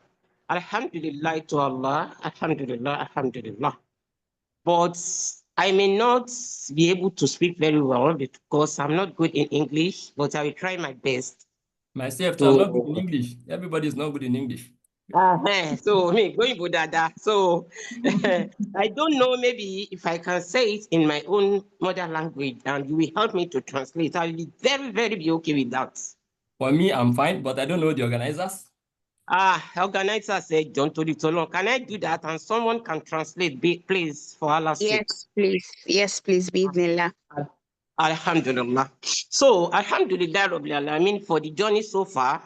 A dúpẹ́ fọ́lọ́run tọ́lọ́run mú wa wá bí. Mo dúpẹ́ gan pé mo join Zoom tèmi yìí. Because mo ní ìtẹ́ kọ́kọ́ tiẹ̀ ṣàkíyèsí ẹ̀, but Ọlọ́run fẹ́ jẹ́ ń jàǹfààní. Àwọn ibì kan wà tẹ́ ti sọ àwọn ọ̀rọ̀ tó dùn mọ́ mi. Òun náà ni kọ́lọ́run bá ṣe dáadáa fún yín. Ó ní pé àwọn àfáà wa hàn bá wa sọ̀rọ̀ nípa ọ̀rọ̀ spiritual life wa yìí lọ́nà ẹ jẹ́ ń pè bóyá psychological way tó yẹ pé a máa fi understand, because irú mi ń sìn I went so much nínú wàsíwàsà ó dẹ̀ ṣe mí for long gan. Mo ṣe ń come out from it over 20 years now. I'm still on the journey. But gbogbo àwọn nǹkan míì tọ́lọ́run padà wá ń jẹ́ kí n wá máa rí lójú ọ̀nà psychology tó tiẹ̀ jẹ́ pé Islam ló ti kọ́kọ́ sọ. Táàrà àwọn èèyàn ṣàlàyé fún wa deeply, but ó fa oríṣiríṣi fólú ẹ̀, but alhamdulillah Ọlọ́run bá ti ń yọ mí jáde ń bẹ̀. So àwọn bá ṣe máa ṣe tó jẹ́ pé a máa wà deeply understand nípa Ọlọ́run yìí tó rọ́pọ̀lọpọ̀ wa ò mọ Ọlọ́run ọba yẹn àkànlá gbàgbọ́ ni. Bẹ́ẹ̀ ni on my journey nǹkan ti ń tẹ̀rí àgbọ̀ Ọlọ́run ọba yẹn gbọ́ o. Àkàngbá lórí ìfẹ́ ni, it's not deeply in our heart. Bẹ́ẹ̀ ni, it's not deeply. Akànmọ́ ni à ń kó ń ṣe nǹkan out of pé people pleasing nǹkan táyé fẹ́ kíní kan so àmọ́rú help tọ́lọ́run máa lè jẹ́ kẹ́ ṣe fún wa ẹjọ́ nítorí tọ́lọ́run. Èmi nídìí nọ́mbà yín torí tọ́lọ́run. Mo nídìí nọ́mbà yín please. Ẹ ṣé gan, jazakumullahu khairan. Ẹ ṣé gan, organizers, thank you so much. Assalamu alaikum wa rahmatullahi wa barakatuh. Alaikum salam, ma'am. So the organizer, you have the floor. Yeah. So for the benefit of people that don't understand Yoruba, so I don't understand so much, but I think I have a summary of what she was trying to say. So she started by appreciating the lecturer and the organizer for the program. And she said that there was a particular part of the lecture that stood out for her, which was where the lecturer said that our contemporary Islamic preachers, that that she feels there's a part that they are missing, that they don't teach people on how to actually like know and understand who Allah is. And she shared her personal experience of something she has been dealing with for the past few years. And she feels like it's because she doesn't have enough knowledge. That is why, this has been happening. And she would like to get a personal contact with the lecturer for today. So, yeah. Yeah, okay. Any other? How do I respond to that? Yes, I think we can take it one by one. Okay. Yeah, Alhamdulillah. I don't know if I'm permitted to speak in my own mother language too. But let me go like this. Actually, this is one of the things I also experienced, but Alhamdulillah, I was able to get rid of it very early in life. And it has become one of the things I focus my attention on. This waswasa, I discover it's all over the places. Even here in Malaysia that I am, somebody beside me, because it is what I've experienced during my early days too, I just pity them. They will do Takbiratul Ihram for like, I can't number of times. He's not getting it. He'll be still thinking he has not done it. Because some people don't understand what our mother means by waswasa. Waswasa means whispering. You don't get any focus to relate with your God. Shaitan will always come in between you, your mind, and Allah, distorting your thoughts. This is what we call waswasa. It distorts our thoughts, and at times it even instigates us to perpetrate evil. It comes in the various levels. It was after when I was able to escape, because I escaped very early. And this is how I want to assume it's what everybody will experience. But when I escape, I begin to delve much deeper into why. Even though it still comes, yes, but because I have prepared for him myself, that does not mean I'm free, but I'm always conscious when it comes, I just ignore. And this is after I've done prayer for it, after many years, because I was able to meet scholars too, that I try to confine in them, tell them this, that.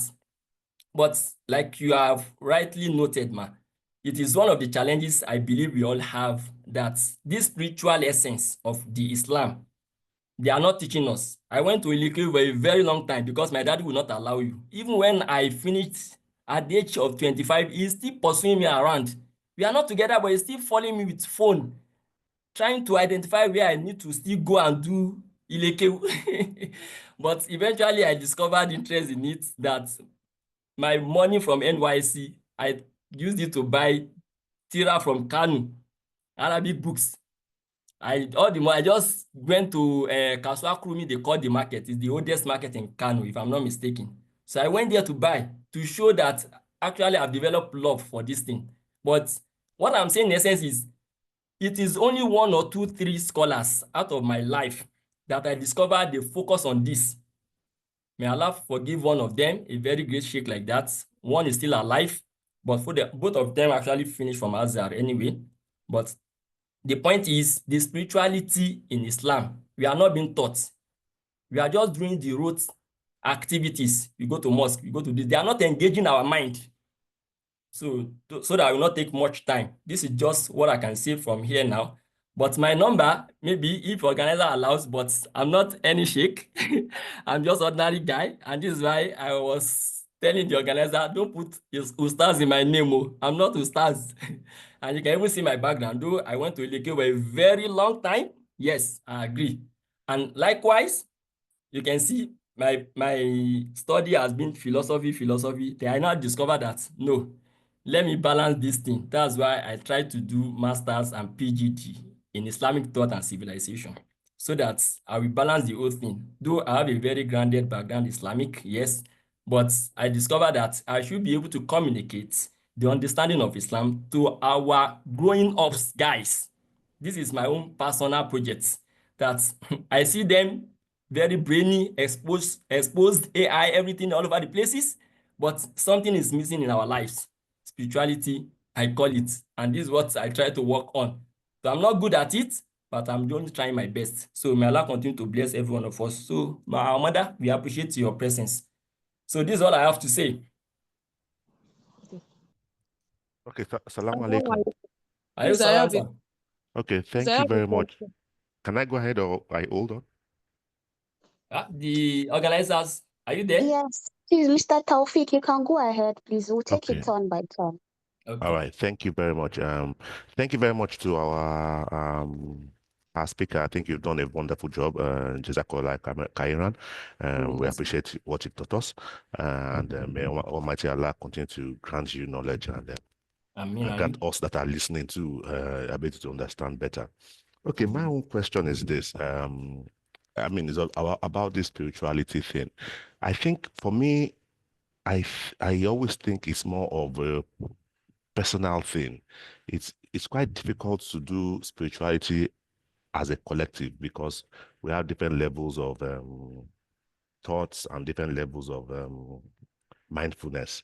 So it's always I'm always very I always think that we should just try and see how we can speak to when we start to blame and when we start to talk about scholars not doing what they should do, I'm not sure that it is the correct thing, but I always think that it should be an individual thing. You spoke to it in your presentation about when you said he empowers us and the last stage of the 4 cardinal points in the first slide. I mean, the first part of your presentation.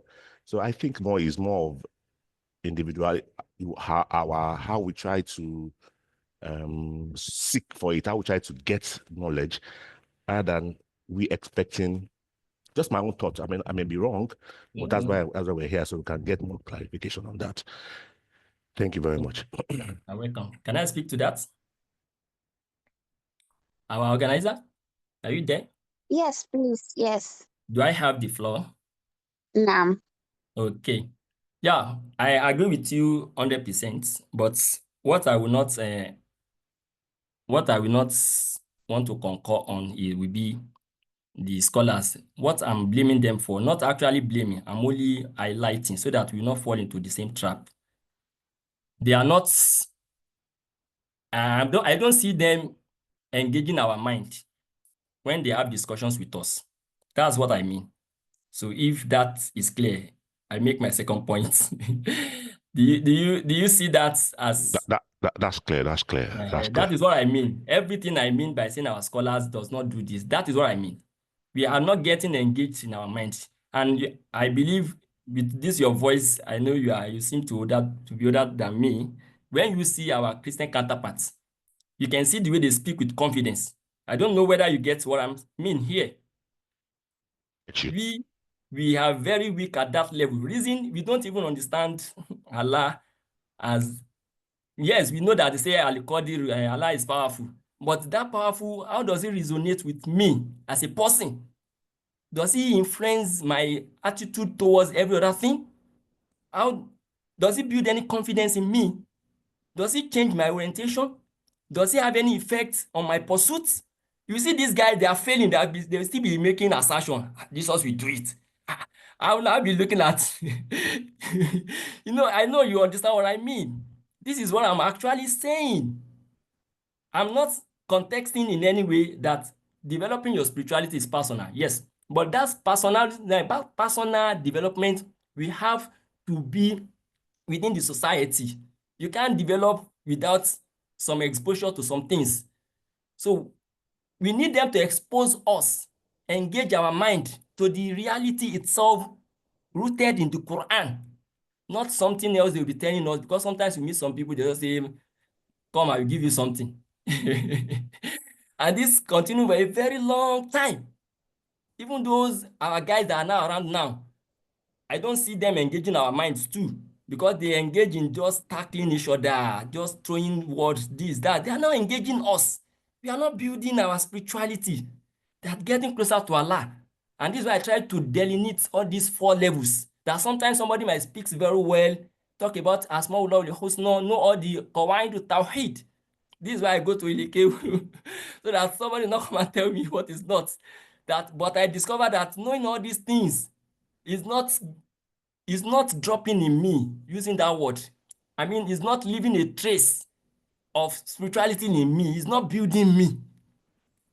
It's not building me. This is what I mean by our scholars. Says, and this is why you can see in the last matrix that I try to highlight that your own personal effort is very important in developing your spirituality. And I have several examples from the Quran and Hadith, but there was no time. And that's why I tried to give us the example Allah himself gave us in the Quran, 2 examples. I have various other examples in the Quran itself that your own personal effort is very important in developing your spirituality, but somebody must guide you, and this is why we have the prophets. So scholars that we have, we trust them, they lead us in salat, they receive our zakat, they take our zakat to the fitri, they do lecture for us, but are they engaging us? Look at our mother suffering for wasus for a very long time. What is happening? This is my concern. So I agree with you 100%, it's personal, but the personal must be within the confine of what I want to understand, as we have this social connection. Allah said, Wakunu ma'as-sadiqin. Allah said it very clearly. So thank you for your good observation. Jazakallah khairan. Thank you very much. So Now, the other organizer, take charge. Yes, Mr. Yusuf, you can go ahead, please. Okay. Jazakumullah khair. Our ustaz. I really appreciate how you I'm not ustaz. explain everything extensively beyond just ordinary understanding or explanation of normal human. I think I want to speak on the 2 things that I've had so far. Okay, sir. Firstly, from the first question that the woman talked about, that our mommy talked about rather. Okay. She mentioned something about I will call it what I know it to be in psychology, which is cognitive distortion. And I think it's something, when she was talking, I could relate clearly, because I think 2020 Ramadan, I had a patient, a good sister, mashallah sister, but was dealing with this. For every time she carried her kettle to do ablution, the mind will be telling her, you are doing the wrong thing. You are this, you are that. She could not pray for the longest time. And yes, she was worried here and there and that.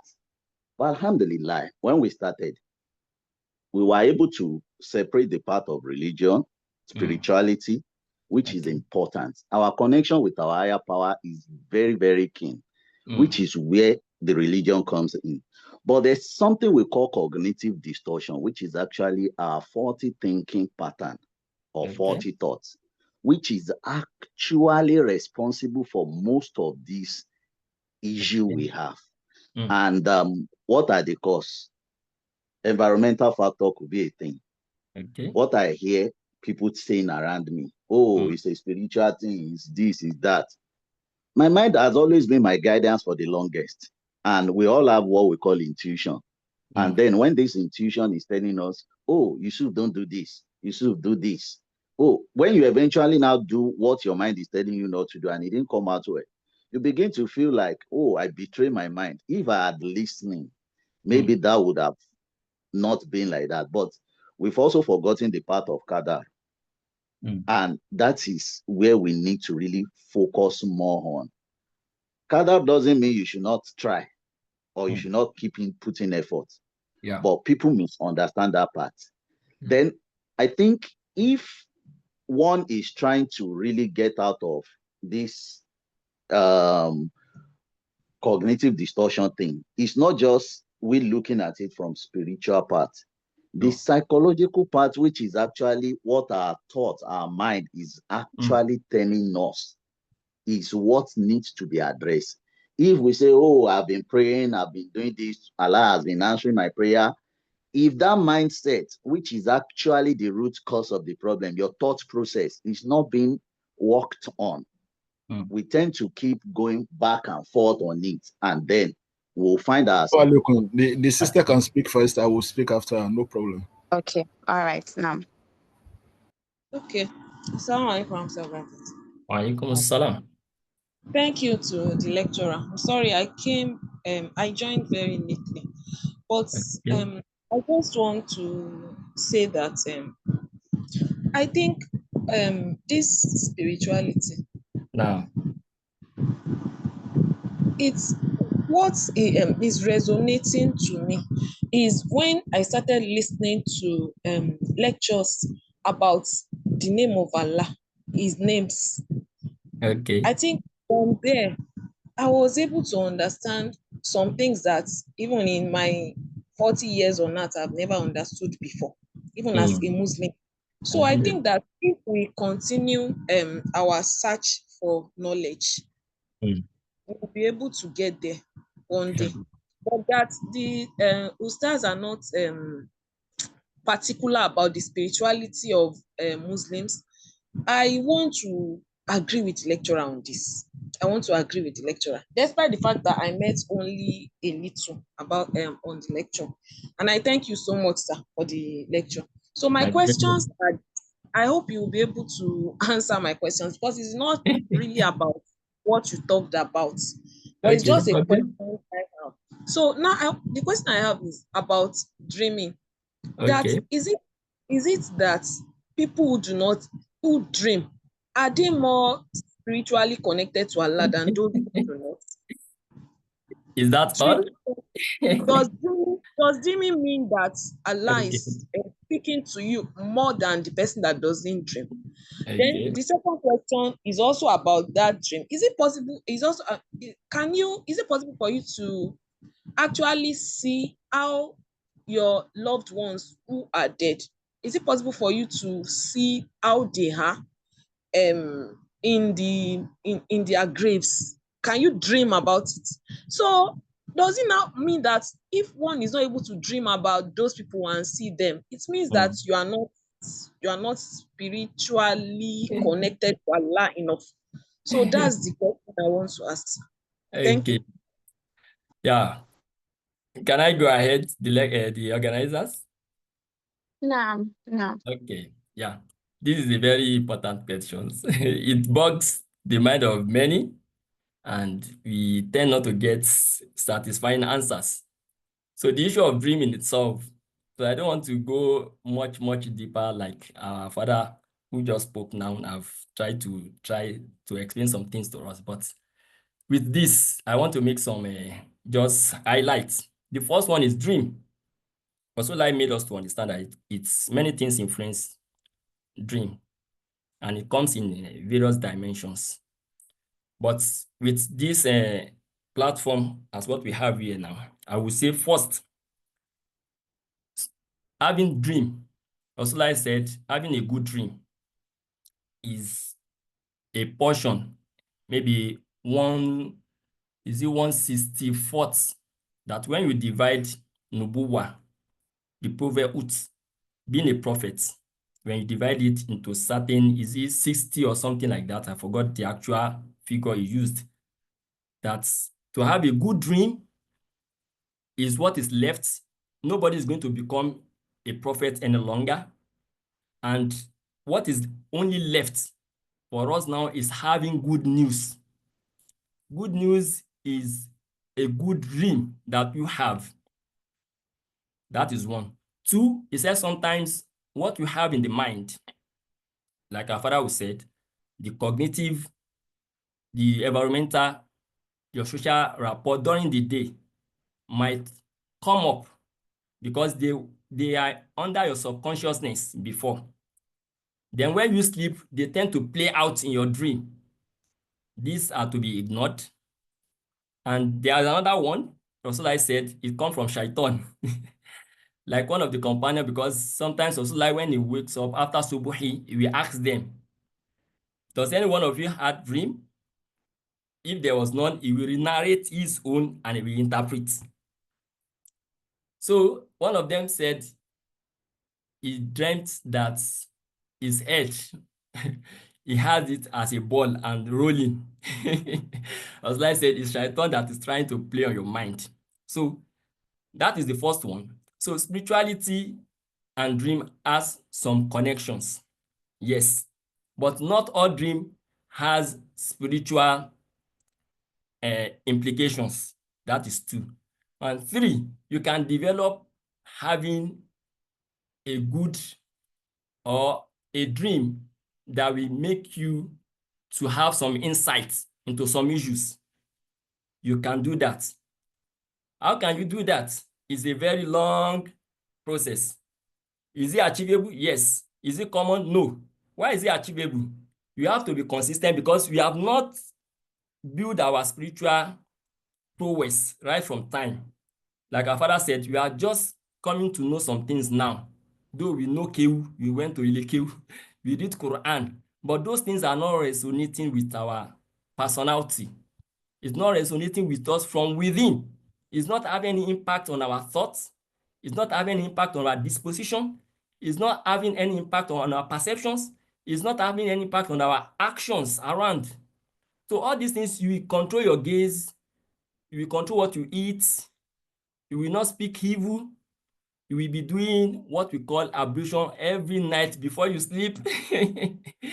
And you continue this for a very long time. Not that you'll be expecting that tomorrow I will have a dream, I will now be coming to see. Not like that. It's what you will be doing as if you are just saving it out. You know, when you make investments, sometimes you just forget it. We don't do investments for our spiritual growth. We don't do it. People that do that are people that have adulterated the whole thing. I don't speak evil of anybody and I don't condemn. It's not my way and it should not be a way of Muslim, but we should speak facts. Our father, because some people when they talk, they say all the Sufis as no, it's not like that. The Sufi as a term itself, ordinarily what I know them for should be they should act according to Allah's rules and ways. So all this, that's why I mentioned very quickly that some of them will sit down and they are making a common and we're doing wasifa. That's a misplaced whatever. But you can have wasifa, what you do. Wasifa means work. That you say, Allah, I'll be doing la ilaha illallah every day. Just like after every subi, for instance, Rasulullah encourages us to be doing subhanallah wa bihamdulillah, subhanallah bihamdi, subhanallah al-azim. Every after subi, I guess, if I'm not mistaken, 100. So somebody was now consistent with that and other things. What we do partial spiritual involvement and engagement. Maybe sometimes some people might be observing Salat very perfectly, but he talks evil, eats somebody's money. Somebody is not eating anybody's money, but he's not observing his Salat. Somebody observes his Subi very consistently, and every other Salat goes away. Somebody does all these things, but he engages in zina. You can see where leaking buckets, I call it. So all those things will not accumulate to make you a spiritual person. A spiritual person, like I try to identify, is an all-round person, and you have to be consistent. So you can have dream that will reveal some things to you. But the problem with me now is I discovered, because this is one of the areas I try to work on. So I'm not working on it as a public something, but I'm trying to understand this spirituality from Quran. So when I discover in the Surah to Yusuf, which is part of what I use for my PhD, I'm using for my PhD anyway, is I discovered that even somebody that is not a Muslim will have a dream that will reveal some things. These are some of the things that comes at times that just something just flash you. And this is where I want to draw the line. That sometimes having a dream that reveals something to you does not mean you might be able to interpret. And this is where the danger is now. That we go to tell people our dream, that they claim that they can interpret dream. For me, for instance, I cannot interpret dream. But I know that it's a gift that Allah gives to some people. And some of the ways Allah does that is by getting closer to Him and especially in the confine of Islamic spirituality that we are talking about now, that some people immediately you tell them the dream, they understand it clearly and they tell you the meaning. But some people will just try to, you call this Ibn Sirin. There's a book that people read. It's an Arabic book. Ibn Sirin that wrote it. They interpreted a lot of things related to dream. That when you see white cloth, when you see this, when you see that. No, it's not like that. It's not like that. But people don't understand that it's not like that. And this is why Rasulullah said, when you have a good dream, you do Alhamdulillah and you pray. But when you have a bad dream, you change your posture during sleeping. Then you say at-tafawuz, you say a'udhu billahi minash shaitanir rajim to the left. If I'm not mistaken, by tanafus, by making a spit, just not coming up with spit actually, because this is what Rasulullah told us. So why am I saying all of this is that get it very clear. Dream is part of our experience that we always have. Some of these dreams will become true, some will become false on those notes that we have said: environmental factor, psychological factor, even shaitani factor. These are real. 2, somebody might have a dream revealing something, but he or she might not understand. He will need somebody to tell him. Lastly, somebody will have dream and we have the gift of interpreting it himself, just like Rasulullah, just like Yusuf. And in fact, I tend to believe that for Yaqub telling Yusuf not to narrate his dream to his brothers means they themselves have the gift of dream. I don't know whether you get my point. But Yusuf have it at the highest level. وَعَلَّمَكَ مِنْ تَأْوِيلِ الْأَحَادِيثِ. This is what Quran said. That Allah want to teach you. Though some scholars will say ahadith might not be only translated to mean dream alone there, but given the context of the surah, it is valid to say Allah said, "Allamaka min ta'awilil ahadith." Is one of the special, because every prophet has one single special miracle that Allah will give him to be the tool of his own message. And you can see that that is what Yusuf used throughout the story. Even in this prison, even with the king, that is his own particular miracle. And I want to add to that, that during the time of Prophet Yusuf, I have the impression that knowing dream is one of the tools and one of the most prized character and most sought issues that people need that time, because every prophet, for everything that Allah gives any prophet, that is what is most prominent, most useful at that time. And you can see Quran now. You continue to engage in the textual analysis of Quran for a very, very long time, till the end of time, because this is the information age. So during the time of Yusuf, not to digress, I just want to tell you that reading that story, you will discover that somebody that is not even spiritual, as in Islamic spirituality, may have a flash. If Allah want to help him or Allah want to assist him or whatever reason, you see somebody to interpret for him. So, and I've mentioned the danger that we have now. When you go around narrating your dream for everybody, you just enter one chance of some of our scholars that will tell you, you go and do this, you kill Ram, you do this, all those things. So we should be careful of that. So it's possible to end it, that you dream of your people, because it's like we have in some hadith, where some prophets, some companions will say, I saw so person, I saw so person. So it's possible. I think that answers your question in my view. But what you are looking for as in elaborated, this is not the platform to do that. But I just want to stand the word of caution that don't go around narrating everything you see for every scholar, because Rasulullah did not even advise that. So it's possible that you can see your loved one that is dead, but it depends on you. So may Allah continue to guide us. Yeah. So, Mr. Tajuddin, please, you can go ahead. Please kindly make your question very short because time has gone. Thank you. Assalamu alaikum warahmatullahi wabarakatuh. Salam. Sorry, I'm not sure. I just want to make comments, if that is okay. That's fine. Okay, thank you. I want to add to the talk about the spirituality. That's good. And of course, it has been talked about that it can be defined in so many ways. But the aspect I want to add is, let me start from the scientific side. The scientific side tried to make a distinction between religiosity and spirituality. The religiosity is a vehicle, a means to attain spirituality. And so we, unlike the model you gave us from being a Muslim to a Mu'min and growing up like that, we show how our religiosity is growing.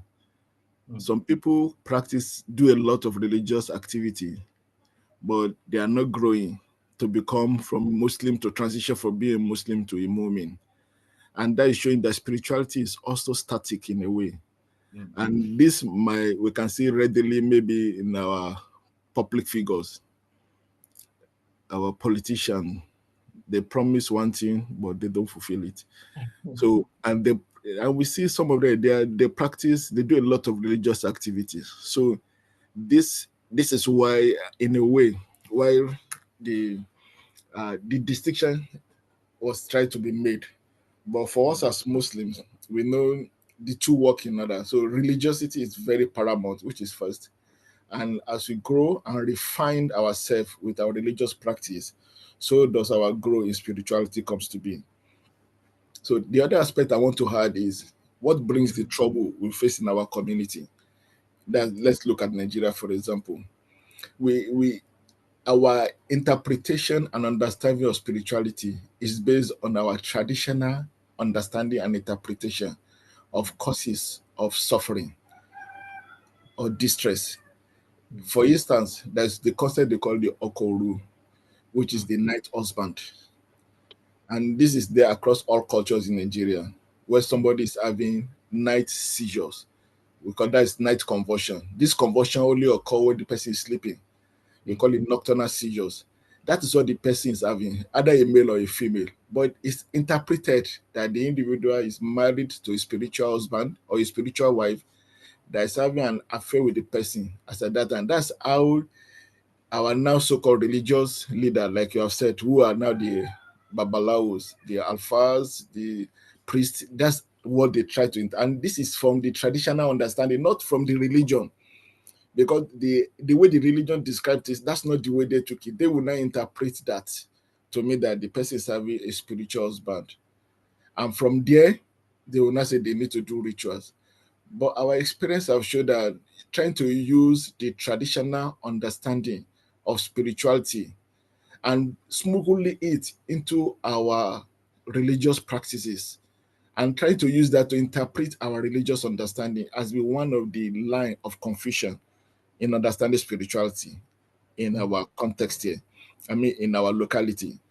And that's why it persists that if somebody is having an illness and you are treating the individual and somebody will come and say, no, it's a spiritual problem, the individual readily agrees and is ready to abandon all the success that has been achieved for treating that individual, whether with prayers, whether with rukia, whether with medication. The person that is improving is ready to abandon it just to go and carry out a sacrifice, which is against the religion, ready to go and do the shirk. So, and that is part of the trouble, because the interpretation of the traditional practice is what our so-called charlatans in the name of religion have smuggled into it. And like the person that spoke earlier have also said, that accepting religion doesn't mean you abandon the tradition. So, and not making a distinction between the religion we have accepted and the tradition that we used to practice, as leads to this mixing that brings the confusion in trying to understand spirituality. And that's just one of the areas I want to bring forward. Maybe this might help in appreciating what our predecessors brought forward to show us that our traditional interpretation is not talking about spirituality. It's talking about their own understanding of why somebody should suffer from an ailment. And we know most of all those things are not based on fact. Of course, they are based on observation, and that is what they felt it is like.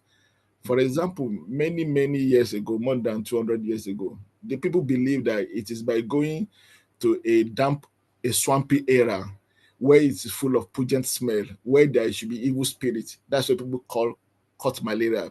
Until now, we know it is because that's the area mosquito grow best. And when you go there, one is likely to be bitten by mosquito.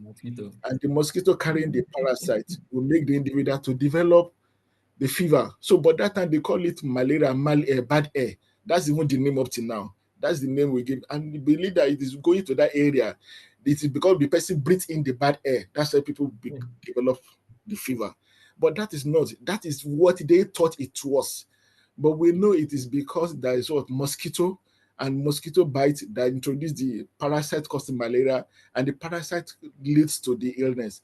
So this understanding is not there then, and that's a traditional understanding. So you can see their own interpretation is trying to link everything to spirituality, and they are wrong.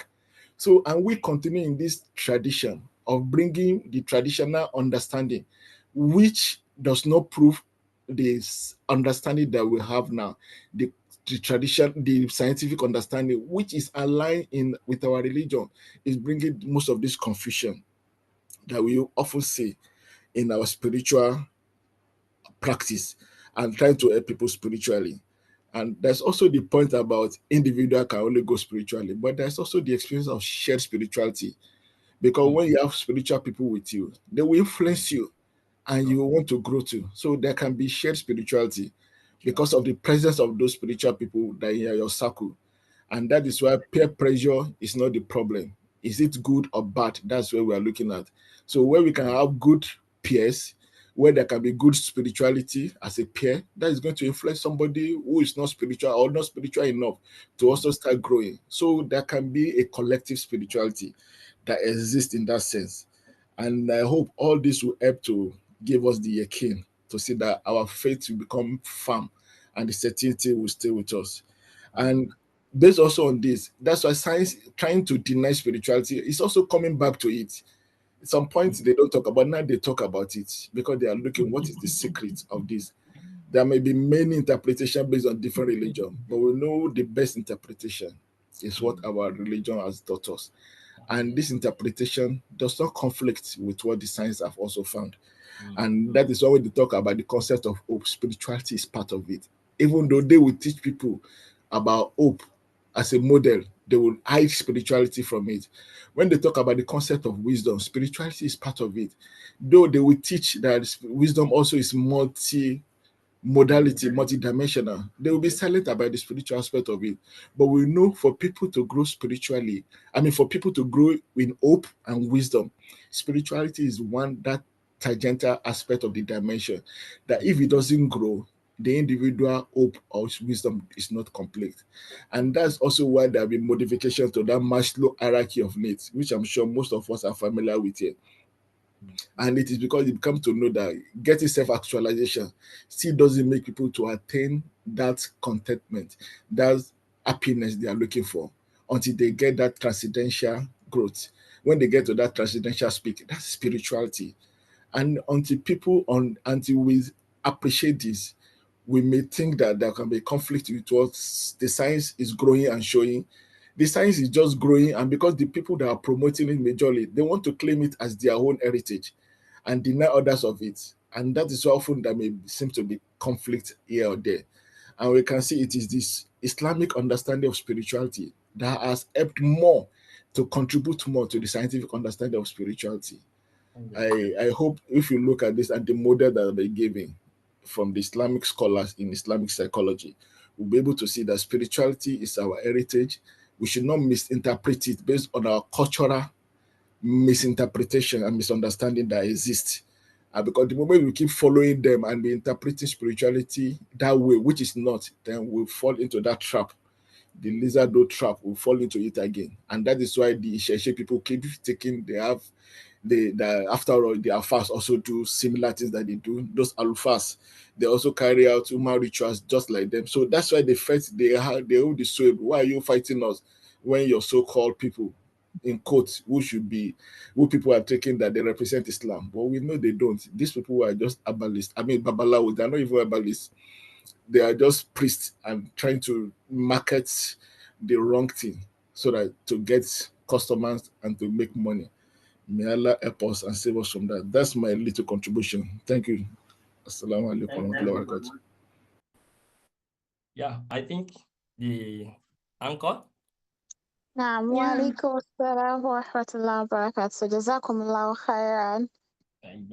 Thank you so much to everybody. We say thank you again to our speaker for today. It was a really interesting conversation because this is like one of our few lectures that we spent way past our time. And alhamdulillah, we ask Allah to make it beneficial for us in this dunya and akhirah. We ask Allah to spare our lives to witness this blessed month finish and witness many and many more of it in good health and good iman. With this, we close for today and we thank everybody. And we ask you all to please connect with us on our socials, on the chat group and our various WhatsApp groups so that we can stay tuned to other lectures and a recording of today's lecture. Jazakumullahu khairan. Assalamu alaikum wa rahmatullahi wa barakatuh. Wa alaikum assalam wa rahmatullahi wa barakatuh.